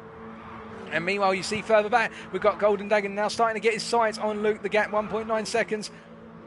It has been closing gradually over the last couple of laps. As into the pits come both Jerry R driver and also Smithies. Both drivers in from the rear of the field right now. A Smithies being in P14 and Jerry R driver not going for a tyre change here. What about A Smithies? Well, I think Jerry R driver in fact was behind Smithies. My sincere apologies for getting that wrong. And Smithies not going for a tyre change either. So both drivers opting to go on the same set of tyres right now, as we can see that Radical Ramon is in P12 and trying to chase down Pingo Phone, who is on those fresh tyres, of course. And I think Ramon has recently pitted. Yep, they have just Well, I'm not sure if they pitted actually. I think they may have just, if they have pitted, then they've gone for the same set of tyres. But those 4 drivers at the back are the ones who have pitted so far, we reckon. So as a result, as we can see around Pichiello, 2.2 seconds clear right now of the chasing pack. As we look around, H-Boss in P2, clear of Notnats, and Notnats is breaking away a little bit from K2. And it is worth pointing out that K2 has got past HRL. Now, how on earth has that happened? Well, it's happened somewhere in the run to turn 8. It must have been in the braking zone to turn 8, because it's already happened before they got to turn 11. So that has happened off screen, but K2 has got past the British driver there in very quick order, although HRL is looking to the inside there into turn 15. But K2 goes for the wide line there and gets a good run out of the corner as we're coming up to the midway point of the race now. Onto lap number 6, it'll be the midway point, and this is where we're expecting to see a good number of drivers start to pit. As you look further back, and you can see that Luke now is being battled by Golden Dagon as they come charging up towards turn 1 on lap number 6. Golden Dagon on the inside, Luke on the outside, and I think Golden has got it done onto the braking. He goes a little bit deep on the brakes, but he gets it controlled, and Luke will have the momentum to cut back on his inside. But will he have enough momentum to get alongside? That's the big question, and Golden has done it, folks. The Dutchman is up into P6 and now chases after HRL, who's 2.5 seconds up the road, and he is closing on him at the best part of a couple of attempts a sector right now. I think HRL has started to hit a bit of cliff as Luke gets it very wrong there, coming out of turn number 5 and clips the wall on the exit of sector 1, and that's going to cost him a huge amount of momentum. There's no damage to the car, fortunately, for Luke, but that is a disaster because he was running behind Golden Dagon at that point, as our Dutch has got Zernijsma on his 6 right now, and the Dutchman, having lost out so much early on in the race, chasing after the positions up front, now finds himself in a situation where he's battling with a very fast Turkish driver who wants to be further up the field, and Zernijsma falling back a little bit right now as they come down into turn 8 for the 6th time of asking. But you could see that our Dutch is really having to floor that car to try and get the most out of it and try and break the toe, and he's broken the toe from Zernijsma. The toe, of course, being set to real, so 0.75 seconds is that toe gap right now, and we can see up front Pichiello setting the fastest lap of 47.8 on the previous lap. But to be fair, H-Boss is keeping him honest, having set a 48.0 on the previous lap as well. So H-Boss GT really started to come into a world of his own in race number 3 here, and looking to get some solid points if he can keep this run of form going. But we see that Notnats is being reeled in by K2, and the British driver will be feeling that pressure. And will we be seeing a pit stop from any of these guys come the end of this lap? Well, Notnats, I think, is coming into the pits. He does indeed, and K2 is released up into P3, and HRL gains the promotion as well. A good number of drivers will gain the promotion here, given the pit time loss, I believe, literally for coming in and exiting is somewhere in the region of about 10 seconds, with a tyre change that goes up to about 15 seconds. As we see Notnats, does he change the tyres? He does go for the tyre change here, as does Luke. Well, we'll see from Luke very shortly, but Notnats into the pit, and Luke and Charles Doom as well, as we look further around on circuit right now and see if there's anybody coming close together. It has spaced out a little bit, as we see Zernijsma getting it very wrong now into turn 1, going way too deep. But I think that's a little bit of lag as well from the Turkishman, but he definitely went too deep there. You can see how much momentum he's lost, but Zernijsma is struggling at this point by looks. So we got a yellow flag. What has happened here? We have got a car crash. It's Golden Dagon. What has happened to the Dutchman?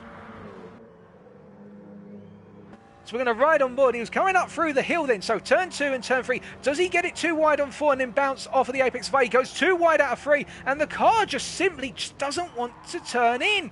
It's almost looking as if the car's given up, as though there's a malfunction with some of the equipment or something. But the car just completely gave up on Golden Dagon. That is a disaster. I think he's been plagued with technical issues throughout. As we look further up front and we see that Zernijsma in P6 right now with Notnats pitting. This is a disaster for Notnats, because he has got to find a way past Zernijsma, who is going to be able to hold on for track position. And Zernijsma is not in a battle for the podium, given the fact he's yet to pit, whereas Notnats is. And every second Notnats now spends behind Zernijsma is going to cripple him effectively in terms of his aspirations, because the drivers up front can run in free air, he cannot.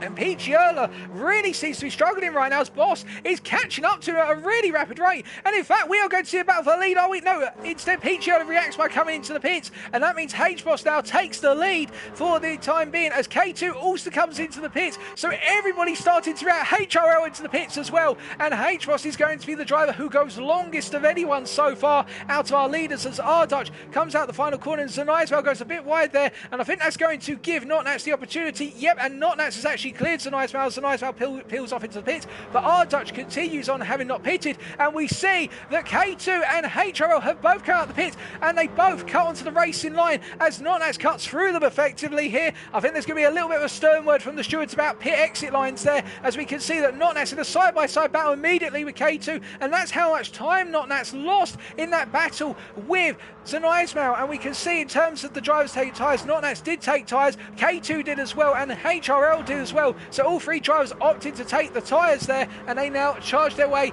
up towards turn number 6.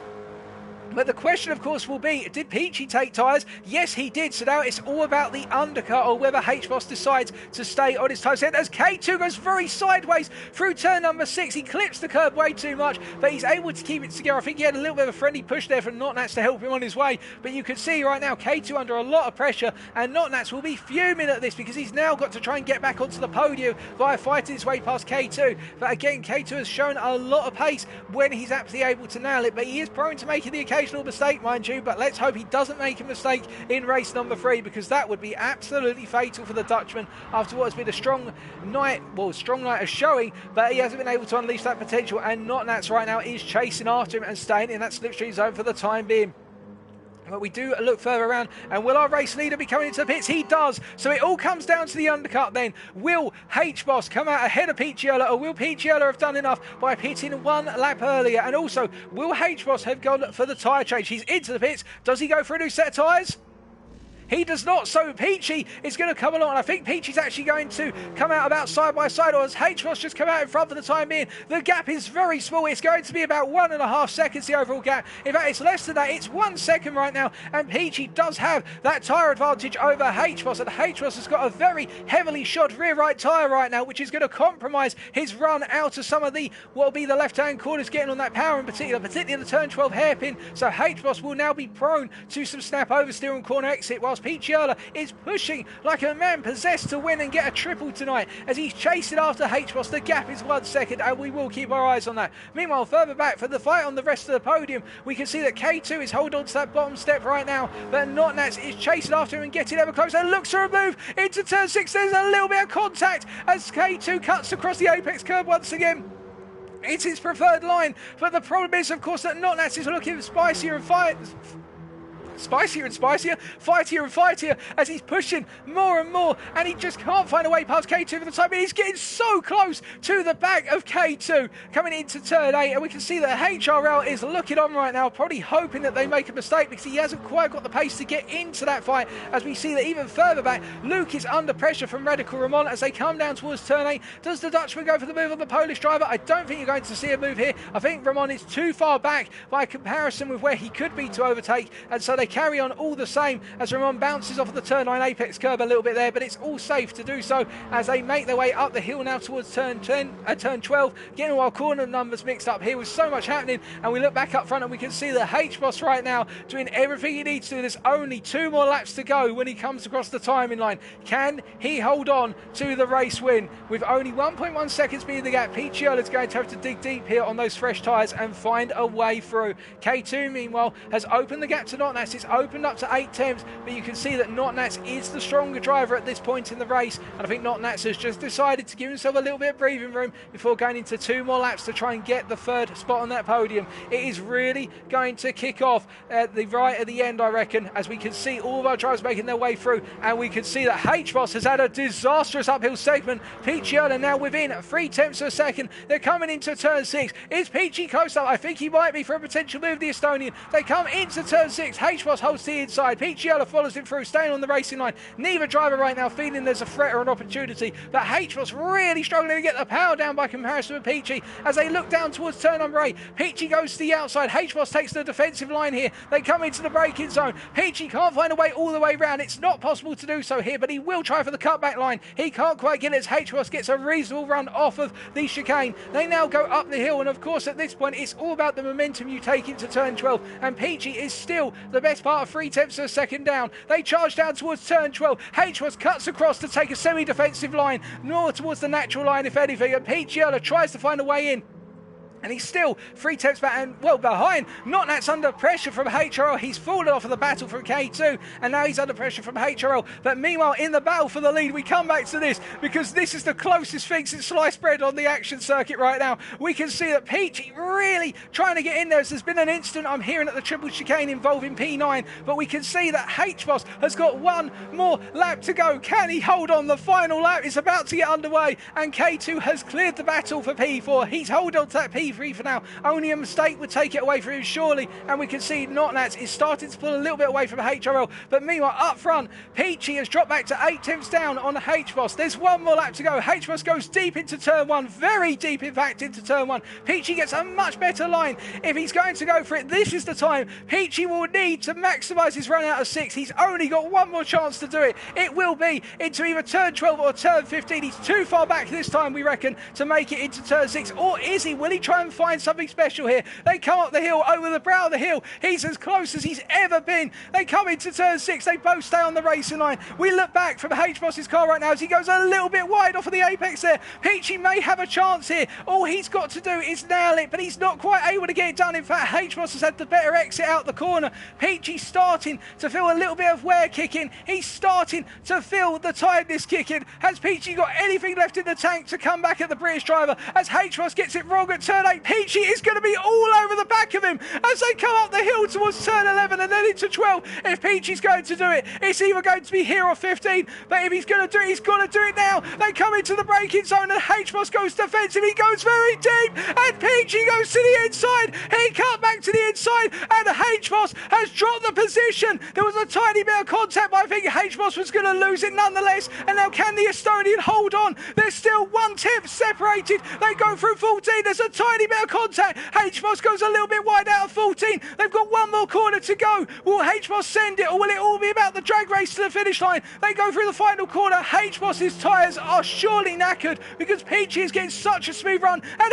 H-Boss spins. This is a disaster for the British driver, but what it means is that the Estonian wins. He holds on and picks up the triple tonight and H-Boss is able to recover the car just in time to come home in P2. Behind them it will be K2 who rounds off the podium in race number 3. Notnats holds on to P4, HRO and P5, and it will be Pingophone who has recovered after a disastrous race start to P6. The Austrian recovering from the back of the field. Golden Dagon in P7 after some technical issues. And it is our Dutch in P8, having had a very difficult race to contend with in race number 3, coming across the line. And then it will be Luke in P9, making his way across the finish line now. And then our top 10 will be rounded off by Trouser Dude, the British driver having a difficult night at the races. Zanai Ismail in the end, P11. Hoping to come back stronger most likely in round number 2. Radical Ramon on his debut, picking up a 12th place in race number 3. Coming across the line right now is the Dutchman. And well, he'll have finished ahead of his brother right now, and he'll be pleased with that one. He'll have something over his brother tonight. Beating Jerry R. driver in race number 3, the Dutchman coming home P13. And last but not least, it will be A. Smith. He's having a difficult night, but sure to bounce back in round number 2 next week. The British driver comes across. Congratulations to all of our drivers. But to our race winner, a well-deserved triple for the Estonian. Give it up for Peachy Erla.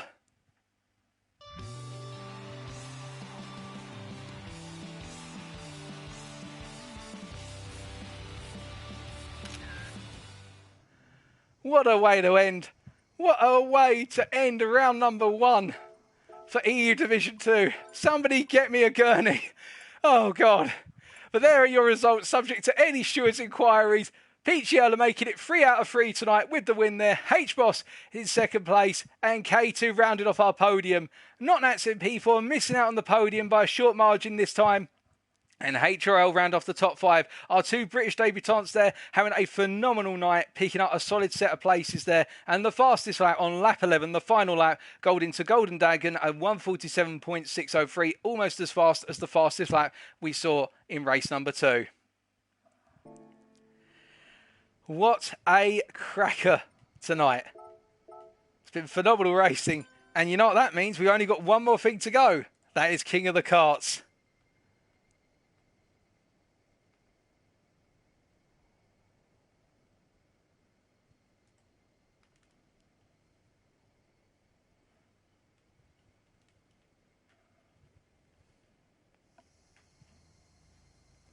Oh, goodness me.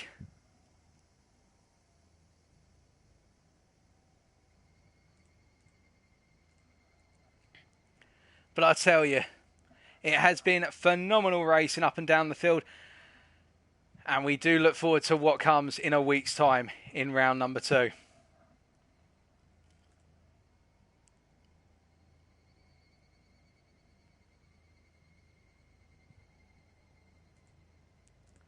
And to give you an idea, folks, round number 2 is going to be taking place at Dragon Trail Gardens. So you thought the action was intense here. It's going to be even more intense at the Croatian circuit next week.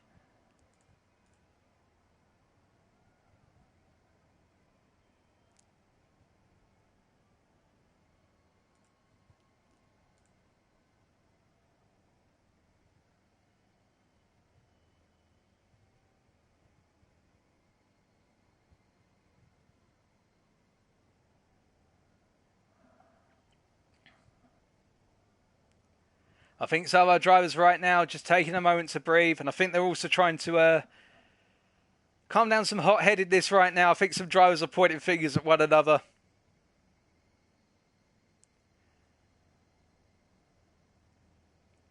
But as always, our drivers are encouraged to report things in terms of incidents or pushes and shoves. They're encouraged to report things after the race, as would be expected as part of real racing.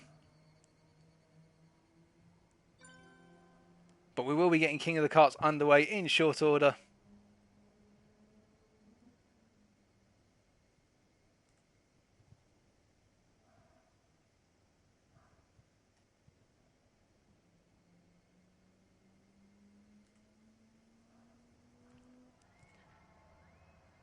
And also, one of the things to consider as we get ready for King of the Karts, and this is an observation which can be made, we had a lot of newcomers today who are not necessarily used to racing with other drivers, and the same with the veterans not used to racing with the newcomers, and that always throws up some odd situations where some drivers don't know how to react to other drivers, whether the door's left open and whatnot. But you get a feel after a couple of races what it's like racing with some of the other drivers. So that's something which individuals will have to get used to. It happens in all leagues.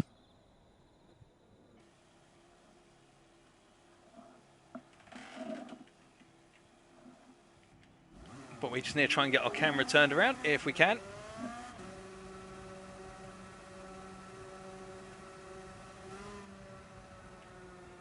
And that's not good. I can't actually get my camera turned around right now. Okay, this is not good. Please. Yeah, there we go. Thank goodness for that. I was going to say, I'm going to have a heart attack otherwise.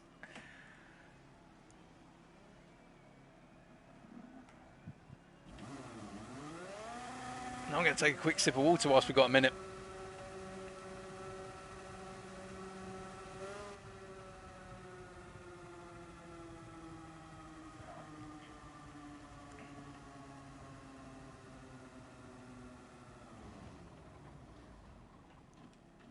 Oh, but it's been cracking racing so far.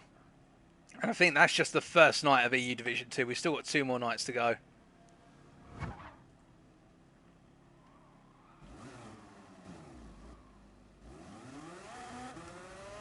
We might as well get used to the circuit whilst we've got an idle moment. Oh, hello, curb. We don't want to use those curbs. Well, you spin me right round like a record, baby, as we say hello to Martin. Boop. Oh, God. Well, Martin trying to help us round there, I see.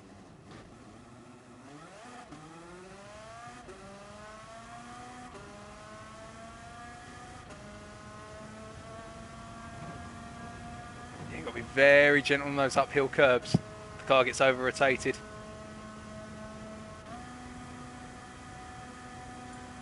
Here we go then, King of the Karts, folks. Let's see how we can get on.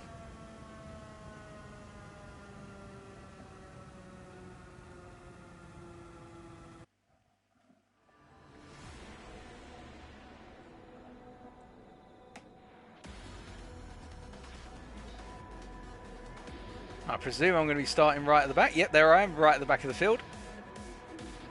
It's good to see.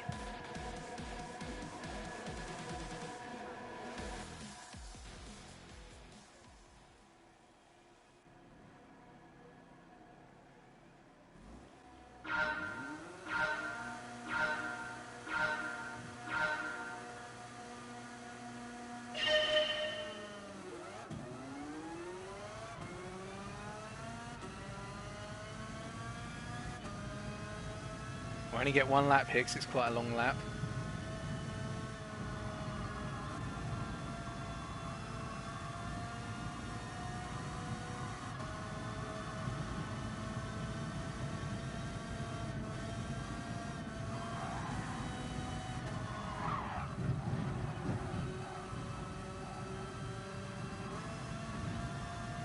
Our driver there just going a little bit over the curb too much. That's fine.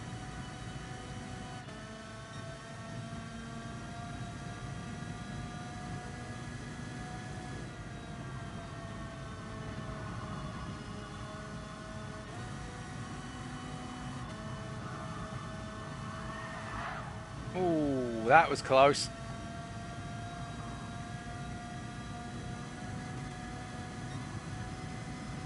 We're looking at here, curb.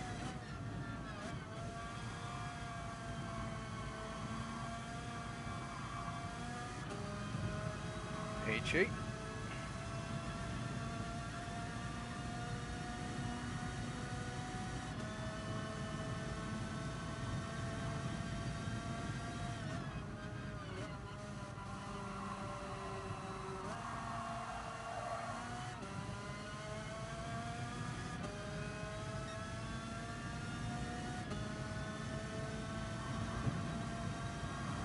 Where's the horror show corner?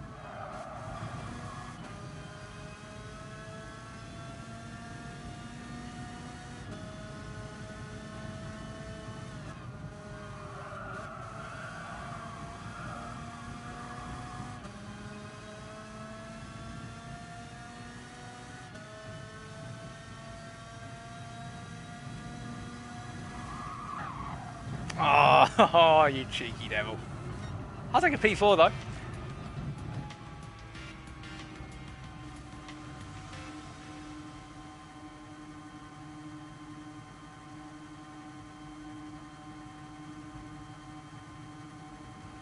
Very cheeky, Pingo.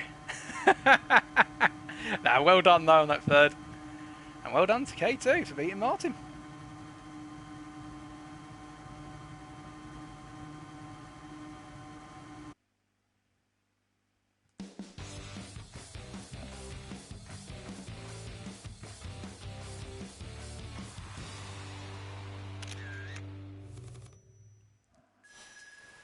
We've still got a clean race bonus for that, despite being yeeted into the wall. Oh, dearie me. Well, there's your race results for King of the Karts EU Division 2. Round 1, K2 picking up the win, 1.1 seconds ahead of Martin. Pingo phone rounding off the podium, myself in P4, and Ace Biffy's rounding off the top 5 there. K2 with the fastest lap. But that's going to be it for tonight, folks. It's been a pleasure bringing this to you. That was GTSRL's Season 39 EU Division 2 round number 1. And be sure to come back at the exact same time tomorrow. That is 7:30 British Summer Time, or UTC +1 for EU Division 3, as we see how the bottom division get underway at Yamagiwa in the KTM Crossbows. But until then, it's goodbye from me, and I wish you all the very best in the rest of your evening. Stay safe, stay well, stay smiling, and I'm trying to remember what else I normally say. There we go, it's all out of my head already. And remember, most importantly, to stay on... I can't even get this right anymore. Stay on track. Good night.